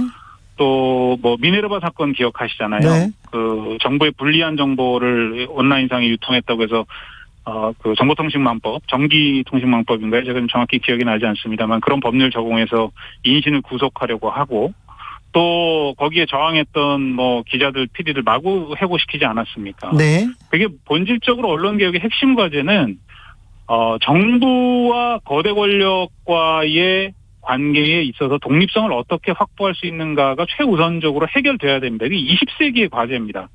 대한민국처럼 아직도 공영 언론이나 공영 방송에 대해서 청와대나 정치권이 차장 인선이나 이사 인선들을 좌지우지할 수 있는 나라는 전 세계에 대한민국밖에 없을 겁니다. 그런 문제들 하나도 해결해 놓지 않고 민주당이 엉뚱하게 언론중재법을 동원해서 이 교각사로 할 수 있는 빈대 잡다가 초가삼간 태울 수 있는 방식으로 문제를 과격하게 접근했기 때문에 지금 저는 우선순위와 문제 해결의 순위에 있어서 여러 가지 문제가 발생하고 있다고 보는 겁니다. 언론 개혁의 우선순위, 핵심을 지금 빼놓고 지금 다른 일을 하고 있다 이렇게 보시는 건가요? 저는 이 언론중재법 개정도 할 수 있는데 네. 일단 사회적 수기 과정이 필요하고 그 과정을 통해서 속도를 좀 늦춰서라도 여러 이해관계자들이 동의할 수 있는 방식이 필요하다고 생각하는 겁니다. 정권 초기에 언론개혁 문제가 좀 화두로 떠올라서 언론개혁이 좀 국민들한테 좀 인정받고 그랬어야 될 텐데 좀 네네네. 늦은 감이 있습니다. 그런 측면에서는 뭐 문재인 정부가 손을 놓고 있었다고 비판할 수밖에 없습니다. 언론 단체에서도 그렇고 기자들도 조금 언론인들도 이 부분에 대해서 좀 더 노력했어야 되는데요. 뭐 저희가 실기한 측면도 있는데 뭐 제가 올해 뭐 3월부터 취임을 했기 때문에 저희 취임 이후에는 그런 부분들 해결하기 위해서 뭐 발이 닳도록 뛰어다니고 있습니다. 민주당이 예정대로 25일 날 본회의에서 네네. 이 언론 개정안이 통과된다면 언론 노조는 어떻게 대응하실 예정이신지요? 일단은 민주당이 그러지 않았으면 좋겠습니다. 지금이라도 사회적인 공론의 장을 만들어서 비판 여론, 이 법안 개정에 대한 비판 여론을 좀 충분히 수렴해서 가야 한다고 좀 보고 있고요. 법안 개정에 대해서 찬성하는 여론도 높습니다. 알고 있습니다. 알고 네. 있고요. 일단 저는 그 악마는 디테일에 있다고 생각합니다. 찬성 여론도 알고 있는데 네. 과연 그런 설문에 응하시는 분들 중에 지금 언론중재법 개정안이 담고 있는 이 독소 조항의 내용을 제대로 판단하고 설문에 응하시는 국민들의 비중이 얼마나 될까에 대해서는 좀 의문을 표시할 수밖에 없고요. 네. 그 25일 본회의 처리 문제는 일단 민주당이 그러지 않았으면 좋겠다. 하지 말아야 한다. 여기서 멈춰라는 말씀을 다시 드리고 싶고, 저희는 그 이후에 법안이 통과되더라도 전면적인 법안 재개정이나 법안 철회, 뭐 헌법소원 다양한 방식을 동원해서 싸움을 전개해 나갈 수밖에 없는 상황이라고 말씀드릴 수밖에 없습니다. 이렇게 되면 본질적으로는 여가 됐든 야가 됐든 민주당이 됐든 국민의힘이 됐든 권력을 차지한 쪽에서 어떤 형태로든 언론을 통제하고 장악하려 한다. 그런 본질적인 속성은 똑같구나라는 비판에 민주당이 직면할 수밖에 없다고 생각을 하고 이 개정안으로 이 언론을 통제하고 이렇게 장악하고 할 정도의 그 개정안은 아닌 것 같은데요. 뭐 그런 의견을 가지실 수도 있는데 네. 현업 언론인들의 입장에서 마음껏 취재나 감시 활동을 할 수 없는 조건이 된다라면 본질적으로 뭐 국민의힘의 전신이었던 한나라당이나 새누리당이나 뭐가 다른 거냐라고 이야기할 수밖에 없는 거죠. 아무튼 민주당도 법안에 구멍이나 모호함이 없도록 더 정교하게 좀 들여다보고 또 좀 만들어야 될 것 같고요. 언론 네네. 노조나 그리고 반대하는 입장에서도 큰 충돌 없이 합의안이 나왔으면 합니다. 그래서 저는 뭐 말씀하셨지만 지금 이 개정안이 모호하고 부족하다고 모자라고 미흡하다고 지금 법안을 통과시킨 당사자가 그렇게 말씀을 하고 계시잖아요. 그럼 여기서라도 멈춰야죠. 네. 이 언론 자유 헌법 가치와 직결된 이것이 결국 민주주의 문제와 직결된 문제를 이렇게 모자라고 미흡한 상태에서 마구 밀어붙이는 게 이게 어떻게 성립할 수 있겠습니까? 저는 민주당이 조금 속도를 늦추고 네. 조금 더 수기하는 자세로 네. 여러 사람들의 의견을 들어봤으면 하는 바람을 가지고 있습니다. 알겠습니다. 지금까지 윤창현 전국 언론노동조합 위원장이었습니다. 네, 고맙습니다. 조금 전 김의겸 의원이 언급하신 여론조사는 한국기자협회가 마크로 미렘 브레인에 의뢰해서 기자 1000명을 대상으로 7월 27일에서 8월 2일까지 모바일 설문조사 방식으로 진행한 여론조사였습니다. 자세한 내용은 기자협회보를 참고하시면 됩니다. 6638님께서 저는 우리나라 언론기사는 포기하고 주진우 라이브만 들으면서 외국 언론 기사를 번역기로 돌려서 보고 있습니다. 기대는 안 하지만 하루빨리 제대로 된 언론사가 많아졌으면 좋겠습니다. 굉장히 지식인 같은 지적이었습니다. 저도 그렇게 생각합니다. 제대로 된 언론사가 좀 있었으면 좋겠습니다. 많아졌으면 좋겠습니다. 정치 피로, 사건 사고로 인한 피로, 고달픈 일상에서 오는 피로. 오늘 시사하셨습니까? 경험해보세요. 들은 날과 안 들은 날의 차이. 여러분의 피로를 날려줄 저녁 한 끼 시사 추진우 라이브.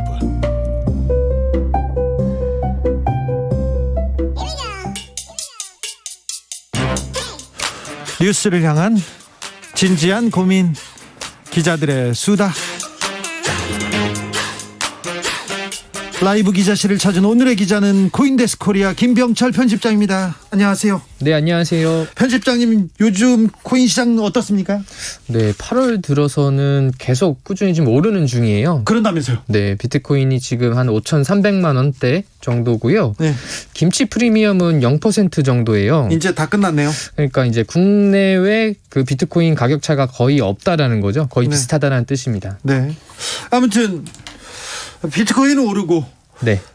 주식은 조금 출렁이는 것 같습니다. 지금 금리 인상 압박을 받고 있고 또 원달러 환율 막 올라가고 그러면서 삼성전자 주식은 계속 떨어지고 있어요. 네. 이재용 부회장 가석방 이후로 계속 떨어지고 있어요. 맞습니다. 지금 삼성전자에 물려 계신 분들이 굉장히 많은 걸로 알고 있습니다. 네. 아니 그런데 언론에서 이재용 가석방 되면 상한가 된다, 삼성전자 날아간다 이렇게 얘기했잖아요. 경제지 중에서는 왜 가석방이 됐는데 안 오르냐라는, 안 오른 게 이상하다라는 기사가 나오더라고요. 그러니까요. 그래서 좀 그렇게 볼 수도 있구나라고 생각은 했습니다. 네. 도로 들어가라 이런 얘기도 하는 사람들이 많은데. 그러니까 당연히 오를 거라고 기정사실을 하고 봤는데 안 오르니까 이상하다라고 쓰는 기사들이 있더라고요. 네. 아무튼 삼성이 뭐 한 사람이 왔다 갔다 한다고 해서 주식이 흔들리고 그러진 않는구나 이렇게 생각을 해봅니다. 네. 코인데스코리아에서 국내 거래소에 상장된 코인을 전수조사했습니다. 지금 굉장히 중요한 때인데요. 네, 맞습니다. 저희 기자들이 지금 일주일 동안 전수조사를 했는데요. 네. 이게 이제 머지 포인트 같은 경우도 그 정금업자로 금융당국에 신고가 등록이 안 돼 있던 게 문제였잖아요. 네. 근데 지금 코인 같은 경우도 코인 거래소가 아직은 그 제도권에 제대로 들어가 있지는 않아요. 그래서 이제 제도권에 곧 들어갈 건데, 근데 이게 무슨 뜻이냐면은 담당 부처가 아직 명확하지 않고 관련된 통계가 없다라는 거군요. 공식적으로. 네. 그래서 지금 정부에서는 한 60개 정도가 있다고 지금 파악을 하고 있어요. 국내 코인 거래소가. 근데 저희 코인데스크에서는 이번에 전수조사를 4군데를 했습니다. 업비트, 빗썸, 코인원, 코빗 4군데. 제일 큰 데를 했네요. 네. 왜 이 4군데를 했냐면 9월 달에 예정된 금융위원회 신고 조건을 지금 갖추고 있는 곳이 지금 4군데밖에 없거든요. 예. 그래서 지금의 현 상태 조건으로 간다면 다음 달부터도 이 4군데만 이제 계속 운영을 할 수 있는데, 어쨌든 저희가 이 4군데에 상장돼 있는 코인들을 다 조사를 좀 해보니까 전체가 340개가 되더라고요. 이 코인이 상장된 게 340개인데 이 중에서 나홀로 상장 코인이라는 게 있어요. 이게 총 22개였습니다. 예. 이 나홀로 상장 코인이라는 건 전 세계에 딱 한 거래소에서만 상장돼서 그 거래소에서만 거래되는 코인을 말하는데요. 예. 거래소별로 보면 코인원이 14개, 빗썸이 6개, 업비트가 2개였습니다. 옥석을 가려야 될 텐데 굉장히 좀 위험하기도 합니다. 근데 이게 그 나홀로 상장 코인이라는 게 이제 코인이 전 세계 여러 거래소에 상장돼 있으면 만약에 한 거래소에서 상장 폐지가 되더라도 가격이 유지가 되잖아요. 예. 근데 이거는 딱 한 거래소에만 상장돼 있으니까 거기서 상장 폐지가 되면 사실상 가격이 0원이 될 수도 있는 거죠. 굉장히 위험하지 않습니까? 그렇죠. 그래서 굉장히 위험한 코인들이 지금 22개가 있는 거고, 근데 그 외에도 저희가 340개 중에 나머지를 다 좀 세봤어요. 세보고 이게 살펴봤더니요. 그러니까 340개 코인들 하나하나가 또 전 세계에 어느 거래소에 몇 개나 상장돼 있는지를 봤더니 지금 비트코인이나 이더리움은 뭐 다들 아실 텐데 뭐 300개 이상의 거래소에 상장이 되어 있거든요. 예. 그래서 이런 거래소, 그러니까 상장된 거래소가 많을수록 안전한 거죠. 예. 근데 이제 340개 중에 무려 161개 코인이 상장처가 이제 상장된 거래소가 10곳 이하였어요. 예. 그러니까 비율로 보면은 47%인데 이게 국내에 상장된 코인 중에 거의 절반이 상장 폐지가 되면 굉장히 폭락할 가능성이 높은 코인이라는 뜻인 거죠. 그런데 거래소들이 상장 코인 종류를 계속 늘리고 있다면서요, 지금? 네, 맞습니다. 이게 꾸준히 코인 종류는 계속 늘어났는데 이제 국내 최초 코인 거래소가 2013년도에 서비스를 시작한 코빗이에요. 네. 근데 당시는 이제 비트코인 딱 하나만 거래할 수 있는 거래소였거든요. 예. 그리고 2017년도에 이제 국내 코인 거래소가 대부분 뭐 한 5개 안팎의 코인들만 상장했었는데 지금 한 4년 정도 지나 보니까 5개 정도에서 340개로 코인이 확 늘어난 겁니다. 네. 이게 이제 거래소들이 계속 상장을 좀 늘려왔던 건데, 그러니까 뭐 편의점에서 상품군을 늘리면 뭐 소비자들 입장에서는 살 수 있는 게 많으니까 좋기도 하고, 또 편의점 입장에서도 이제 모객하기가 훨씬 좋잖아요. 네. 판매하는 게 많으니까. 근데 거래소들도 마찬가지로 이 코인을 계속 많이 상장을 해서 상품군을 늘려왔어요. 예. 근데 이게 왜 그러냐면 거래소 입장에서는 결국은 주요 수입원이 거래 수수료거든요. 네.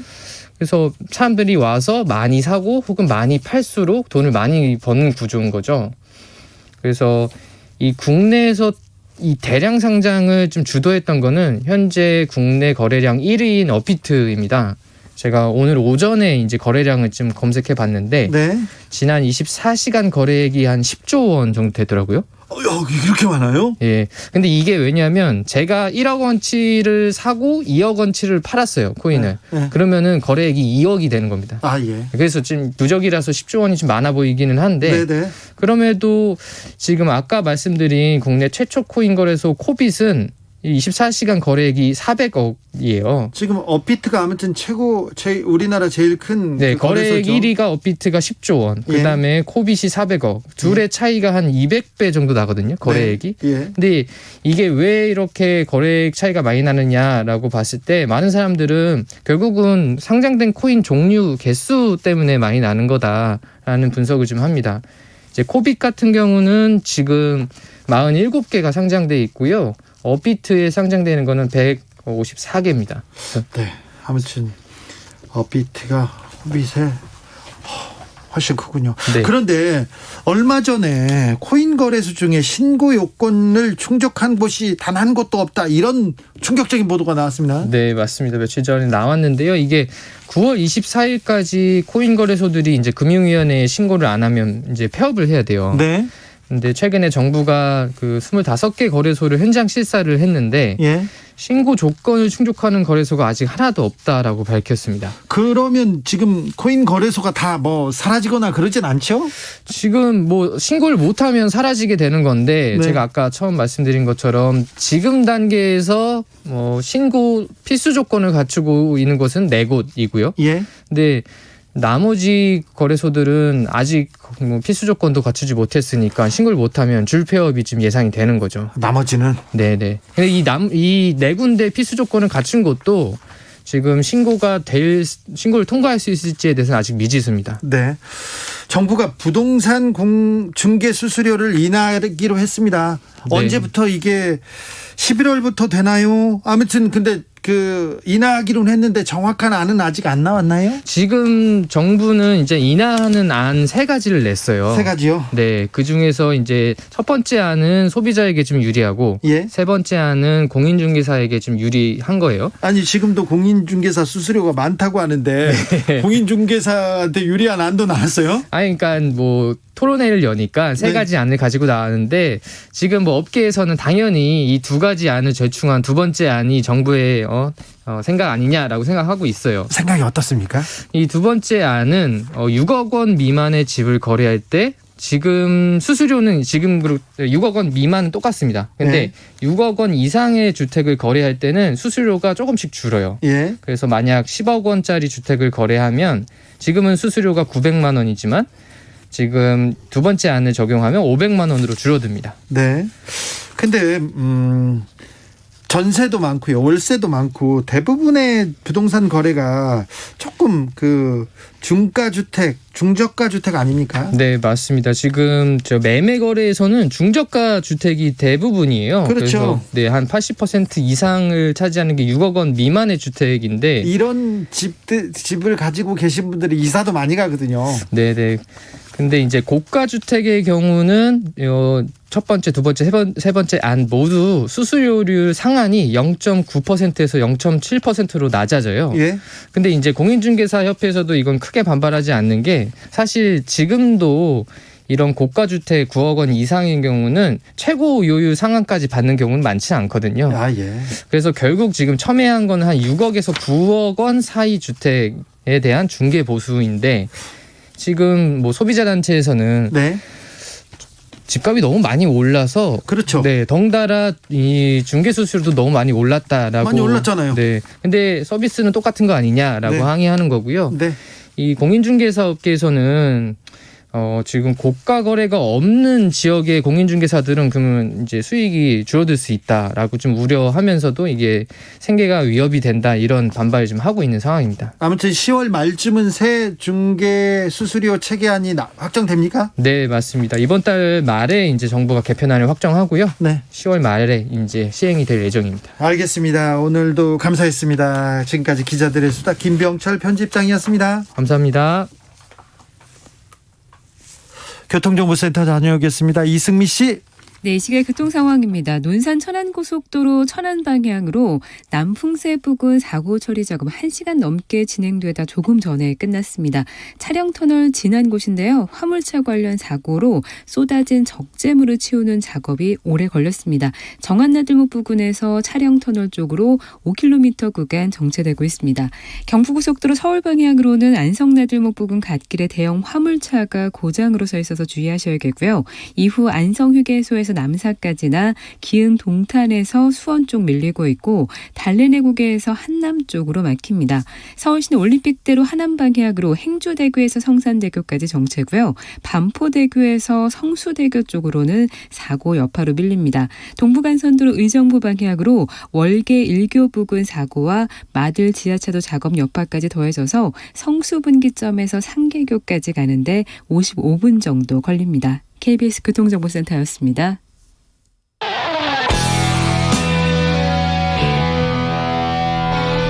스치기만 해도 똑똑해진다. 드라이브 스루 시사 주진우 라이브.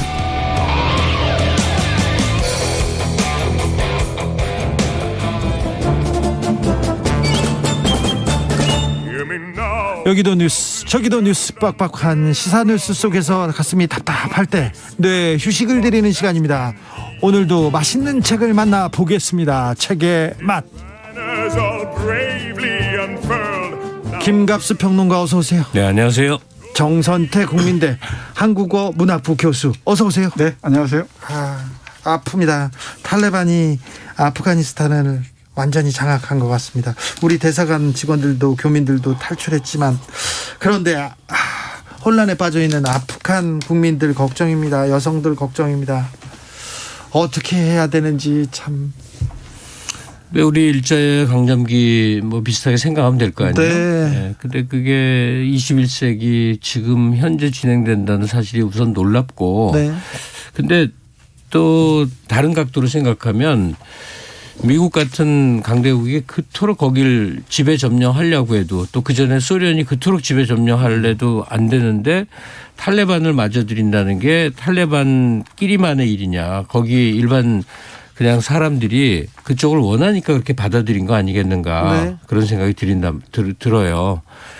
사람들은 얼마나 그 다른 삶을 살 수 있는가. 예.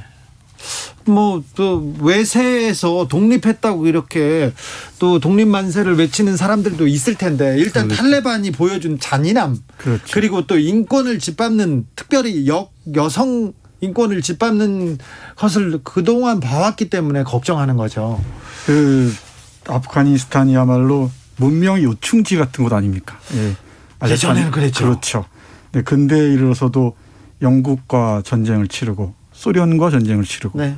그리고 미국과 또 전쟁을 치른 셈이죠. 네. 근데 전쟁이 끝나고 나면은 대부분 내전의 소용돌이로 빠져들었어요. 네. 이 나지불라 정권 붕괴 이후에도 기나긴 내전 상태에 돌입했고 네. 2001년 미국이 이 개입하면서 지금까지 상태를 유지해 오다가 이제 또 일종의 진공 상태가 돼버린 건데 그게 어떤 일이 벌어질지 소설을 읽으면서 참 그런 생각을 많이 합니다. 이 강대국의 입김이 사라진 지점에서 어떤 정치 세력들의 이 싸움, 대결이 내전 상황으로 갈지 그 안에서 얼마나 많은 사람들이 또 헤어지고 신음하고. 저도 오늘 그 아프가니스탄 관련 책을 소개하게 되는데 이 고통의 세월이라는 것도 또 한도가 있는데 이 아프간 같은 경우는 정말 너무 길고 너무하다 그 생각이 들어요. 네. 네. 비극이 계속돼서 이어져서는 안 되는데 아무튼 아프간에 대한 책을 읽어보겠습니다. 책의 맛 오늘 맛볼 작품은 1000개의 찬란한 태양입니다. 아프가니스탄 책 중에 특별히 이 작품을 고르셨습니다. 교수님. 네. 우리가 발음을 아프가니스탄이라고 하기 쉬워요. 아프가니스탄인데 네.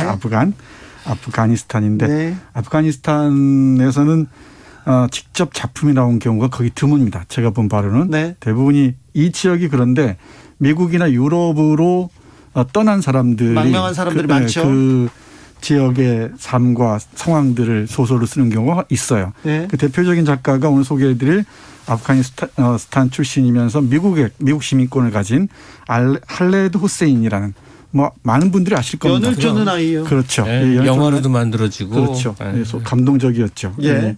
그 작가가 쓴 이 1000개의 찬란한 태양입니다. 네. 근데 이 1000개 찬란한 태양이란 제목이 이 책에 258페이지로 이렇게 적혀 있어요. 사이브 에타 브리지라는 시인이 17세기에 썼던 시의 한 구절이라고 얘기하면서 지붕 위에서 희미하게 반짝이는 달들을 셀 수도 없었고 벽 뒤에 숨은 1000개의 찬란한 태양들을 셀 수도 없다네 하면서 카불을 그린 그런 시거든요. 네. 이 지역이 페르시아 지역이었잖아요. 문학도 아주 많이 발달했던 곳인데 그런 문학도 숨쉴 수 없는 그런 곳이 되어버린 것 같습니다. 아무튼 그 17세기에 쓰여진 시에서 따온 제목입니다. 그러니까 아프가니스탄 하면 자꾸 그 황량한 사막만 떠오르거든요. 전쟁 장면을 하도 영상으로 많이 봐서. 그렇죠. 근데 이제 일하러 가면 이란도 많이 가고 영화 같은 거 좋은 거 보려고 하면 옆에 영국으로 인도로 많이 가고 네. 그 같은 문화권이에요. 네. 예, 그리고 카불은 또 한데 굉장히 번성했던 문화의 중심지이기도 했고.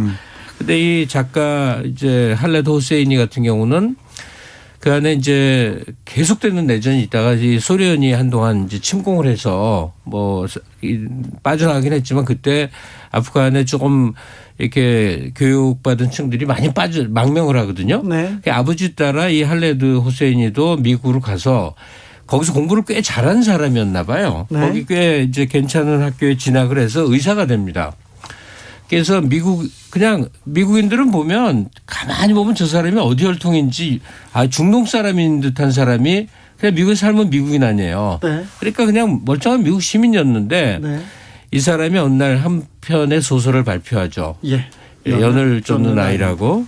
2003년이었습니다. 예, 그거가 정말 그 아프간의 현대사를 그 어떤 주인집 아들과 그 머슴 아들이라는 네, 그 두 개의 그림으로 이렇게 그렸는데 정말 감동적이어서 네. 이게 전 세계적인 센세이션을 불러일으켰죠. 예, 그래서 뭐 진짜 어마어마했단 말이에요. 그래서 그 다음 후속작으로 나온 게 오늘 소개하는 이 1000개의 찬란한 태양인데 이 작품도 엄청난 더 컸죠, 더. 네, 엄청난 히트로. 근데 이거는 여성의 삶. 그렇죠. 예, 아프간이라는 인습에 매여 있는 환경 속에 정말 근대화되지 못한 형태의 삶에서 그리고 이슬람이라는 조건 하에서 여성이 어떻게 삶을 겪어내야 되는지의 한 긴 스토리죠. 네, 아프간의 현실에 대해서 이해하는 한 좋은 단면이 되기도 했는데 최근에 이 작가가 글을 썼어요. 네. 아프간을 이해하려고 내 소설을 읽으면 안 된다. 네, 역사책을 읽어달라. 정말 아프간을 잘 아는 사람이 쓴 역사책을 읽어달라 이렇게 호소하기도 했습니다. 네, 그 문학 특히 소설이 역사를 간접적으로 이해하는 데 도움이 되긴 되죠. 가장 좋은 그렇죠. 작품이기도 하죠. 네, 근데 그게 거기서 멈추면 안 되고 더 깊이 역사까지 봐야 제대로 소설도 제대로 이해할 수 있을 것 같긴 해요. 그 얘기겠죠. 그런데 그러니까 후세인이가 호소하고 싶어 하는 거는 그렇죠. 아프간의 진짜 역사를 말하고 싶어 알려면 이제 역사책을 보라는 건데 그 호세인이가 소설을 통해서 했던 가장 큰 역할은 뭐냐면요. 네. 우리가 머나먼 땅에 있는 머나먼 그 전쟁, 포성, 역사 이런 걸 뭐 보면 굉장히 우리랑 다른 것 같잖아요. 네. 근데 실제로 이 호세인이의 그 소설 안에 들어가면요. 우리 옛날 할아버지 할머니들의 삶의 얘기랑 별로 다르지 않습니다. 그래서 이게 소설이 가장 좋은 역사책이기도 해요. 그렇죠. 그게 사람 살이가 생생하게 느껴지는 거죠. 다 사람 사는 동네지 않습니까? 특수한 이 국면처럼 보이지만은 이런 점 보편성을 유지하고 있는 거죠. 근데 네. 이 소설을 펼치면 맨 앞에 내 눈에 비친 하리스와 파라 그리고 아프가니스탄 여성들에게 이 책을 바칩니다라고 적혀 그렇죠. 있어요. 네. 그러니까 이 소설 전체가 여성의 얘기입니다. 이 마리암과 라일라라는 두 여성의 삶을 통해서 이 전쟁을 통과하면서 59년부터 2002년 3년까지 이 두 여성의 삶이 어떻게 이어져 오는가를 정말 잘 그리고 있습니다. 네티나무님께서 분쟁 지역에서 여성이 약자가 되는 현실 너무 슬픕니다. 네. 하는데 책 내용으로 들어가 볼까요? 네, 소설 줄거리로. 네, 그 좋은 말씀드리다 말았는데 마리암과 라일라라는 두 여성 핵심 인물입니다. 여기에 두 남성이 있는데 좀 복잡하게 설명은 드리지 않겠습니다만 남편인 한 남편을 둘이 뭐랄까요? 한 남편이 두 아내를 거느리고 있는 셈이죠. 일부 다쳐. 네. 근데 이 라시드가 되게 폭력적입니다. 네. 남성 중심적이고, 근데 이 폭력적인 남편에 대해서 두 여성이 공감하고 연대하면서 싸워 나간다는 얘기예요. 그리고 사랑은 어떻게 찾아오는가까지를 그리고 있는 참 재밌는 소설입니다. 아니 그러니까 두 사람이 같은 소설을 얘기하려니까 저는 다른 방식으로 조금 같은 얘기를 할게요. 뭐냐면 우리도 옛날에 우리 할아버지도 그랬고 다 처첩을 뒀어요.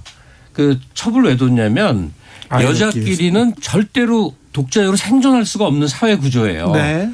조선조에는 더 그랬어요. 근데 네. 우리 전쟁 겪고 하는 동안에도 첩들이 실제로 무지하게 많았었습니다. 네. 우리가 슬쩍슬쩍 말을 안 해서 그렇지 우리 주위에도 엄마가 첩인 경우들이 의외로 많았어요. 이게 전쟁 겪고 살아날 수가 없어서 그런 거거든요. 근데 뭐 이슬람권은 더 말할 것도 없이 율법적으로 그게 가능했는데 어떤 부자 남자가 있어요. 그래서 마누라 셋 두고 사는데 그 집에 또 하녀가 셋이 있는데 그중에 한 하녀를 건드려 갖고 못생긴 하녀인데 건드려 갖고 애가 생기니까 자기 집에서부터 좀 멀리 떨어진데 집을 하나 해서 살게 해 주는 거예요. 근데 그 하녀가 이제 간질병이 있는데 그 여러 형태로 이제 모습을 보이는데 그 딸이 생겨요.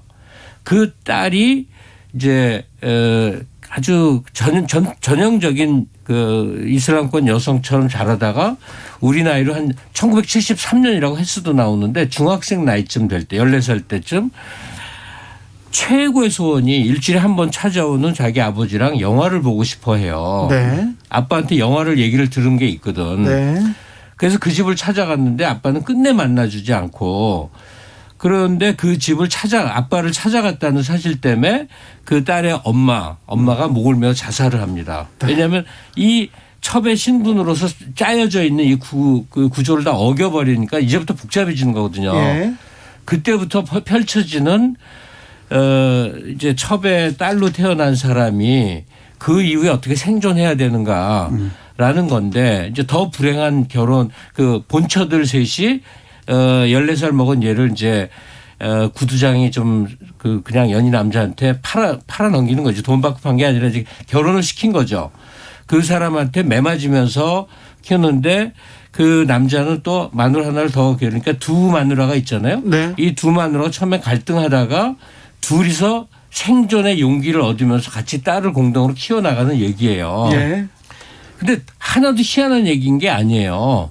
그러니까 어디나 문화권별로 시차가 있게 이런 일들이 벌어져 왔는데 우리 경우로 치면 한 70년, 80년 전에 종료된 일이 아프가니스탄은 현재 이런 상황이 진행 중인 거죠. 그 속에 큰 역사적 사건들이 또 같이 흘러갑니다. 예. 네, 그 아프가니스탄을 조금 이해하기 위해선 소설도 좋고요, 당연히. 그리고 영화, 애니메이션도 있는데 제가 어제 본 게 아프가니스탄의 눈물이라는 애니메이션이었어요. 그거 보면은 여성 혼자 나가면은 뭐 물건을 살 수가 없고 먹을 것 살 수가 없고 당연히 그 부르카라는 온몸을 뒤집어 쓰는 그런 그 가리고 나가야 되고 그런 샤리아라는 이슬람 근본주의가 지배하는 땅에서 율법에. 여성의 삶이란 그야말로 뭐라고 말할 수 없을 정도로 고통스러웠죠. 근데 여기에 전쟁까지 몰아닥치니 오죽했겠습니까? 네. 네.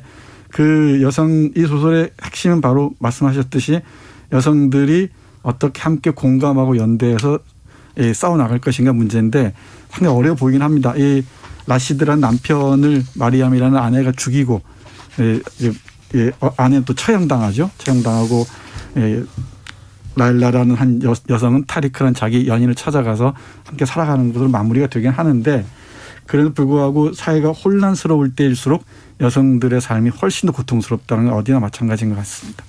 이 책의 추천사를 쓰신 분이 글쎄 박완서 선생이더라고요. 그래요? 기분이 아련하대. 네.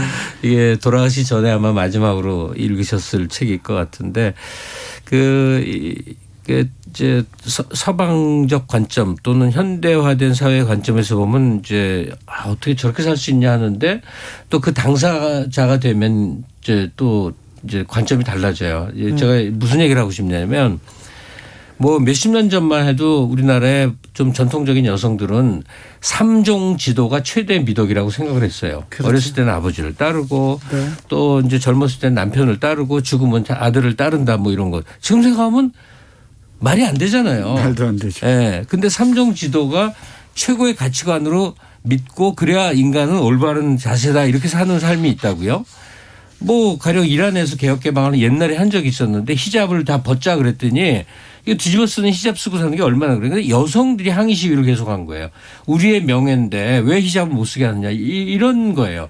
이 인식이라는 거는 어떻게 놓여져 있느냐 하는 거예요. 그러니까 이 할레드 호세인이 오늘 소개하는 1000개의 찬란한 태양 이 소설을 보면 조금 나이 든 분들에게는 우리 전통사회의 모습을 여기서 많이 읽을 수 있어요. 그런데 이제 거기서 빠져나온 우리가 보면 너무너무 이제 안타깝고 답답하고. 좀 고통스럽죠, 읽다가. 네. 제가 당부드리고 싶은 건 이슬람의 근본주의 위험한 요소들이 많죠. 위험 요소들이. 그런데 다른 문화나 다른 종교들을 어떤 안경을 끼고 이 선입견을 갖고 바라보기보다는 그 안에 들어가서 봤으면 좋겠어요. 그리고 우리의 역사와 우리가 걸어온 길과 늘 비춰보면서 그래야 좀 더 입체적으로 보이지 않을까 싶기도 합니다. 이게 그럴 때 이 소설은 더욱더 힘을 발휘할 수 있겠죠. 네, 이게 전혀 또 종교적인 성격의 소설은 아닌데 그렇죠. 그 이슬람 그러니까 꾸란의 내용을 가르치는 내용이 군데군데 나오잖아요. 네. 그럼 되게 사람을 착하게 선하게 만드는 그런 가르침이 계속 나옵니다. 아니 그런 가르침은 계속 나오는데 그 여성들이 계속 이렇게 고통받잖아요. 그렇죠. 그런 가르침도 있는가 하면은 또 탈레반에서 뿌린 전단지의 내용을 보면 네. 섬뜩하죠. 예를 들면은 뭐 인꼬를 키우면 곤장에 처질 것입니다. 네. 이런 식입니다. 이슬람 교도가 아니면 이슬람 교도가 보이는 곳에서 기도를 하지 말아야 합니다. 다음 여자들에 관련 상황입니다. 쭉 아주 혹독한 이 명령들이 내려오죠. 조혜숙님께서 탈레반은 도대체 어떤 신을 믿나요? 그들의 신은 그들에게 어떤 가르침을 준 걸까요? 소설을 보면 계속 묻게 됩니다. 4588님께서 아주 많이 울면서 읽었어요. 지금 아프가니스탄 상황에 여성들의 삶이 너무 걱정되고 무섭네요 얘기합니다. 7109님 지정학적 위치 때문에 고난의 역사를 가진 우리가 떠오릅니다. 아프가니스탄 이제는 평화로 부디 평화가 오기를 빕니다. 김갑수 평론가의 추천곡 데이나 위너의 Stay With Me Till the Morning 들으면서 여기서 두 분 보내드리겠습니다. 김갑수 평론가님, 정선태 교수님 오늘도 감사했습니다. 네, 고맙습니다. 오늘의 돌발 퀴즈 정답은 신문고였습니다. 신문고. 저는 내일 오후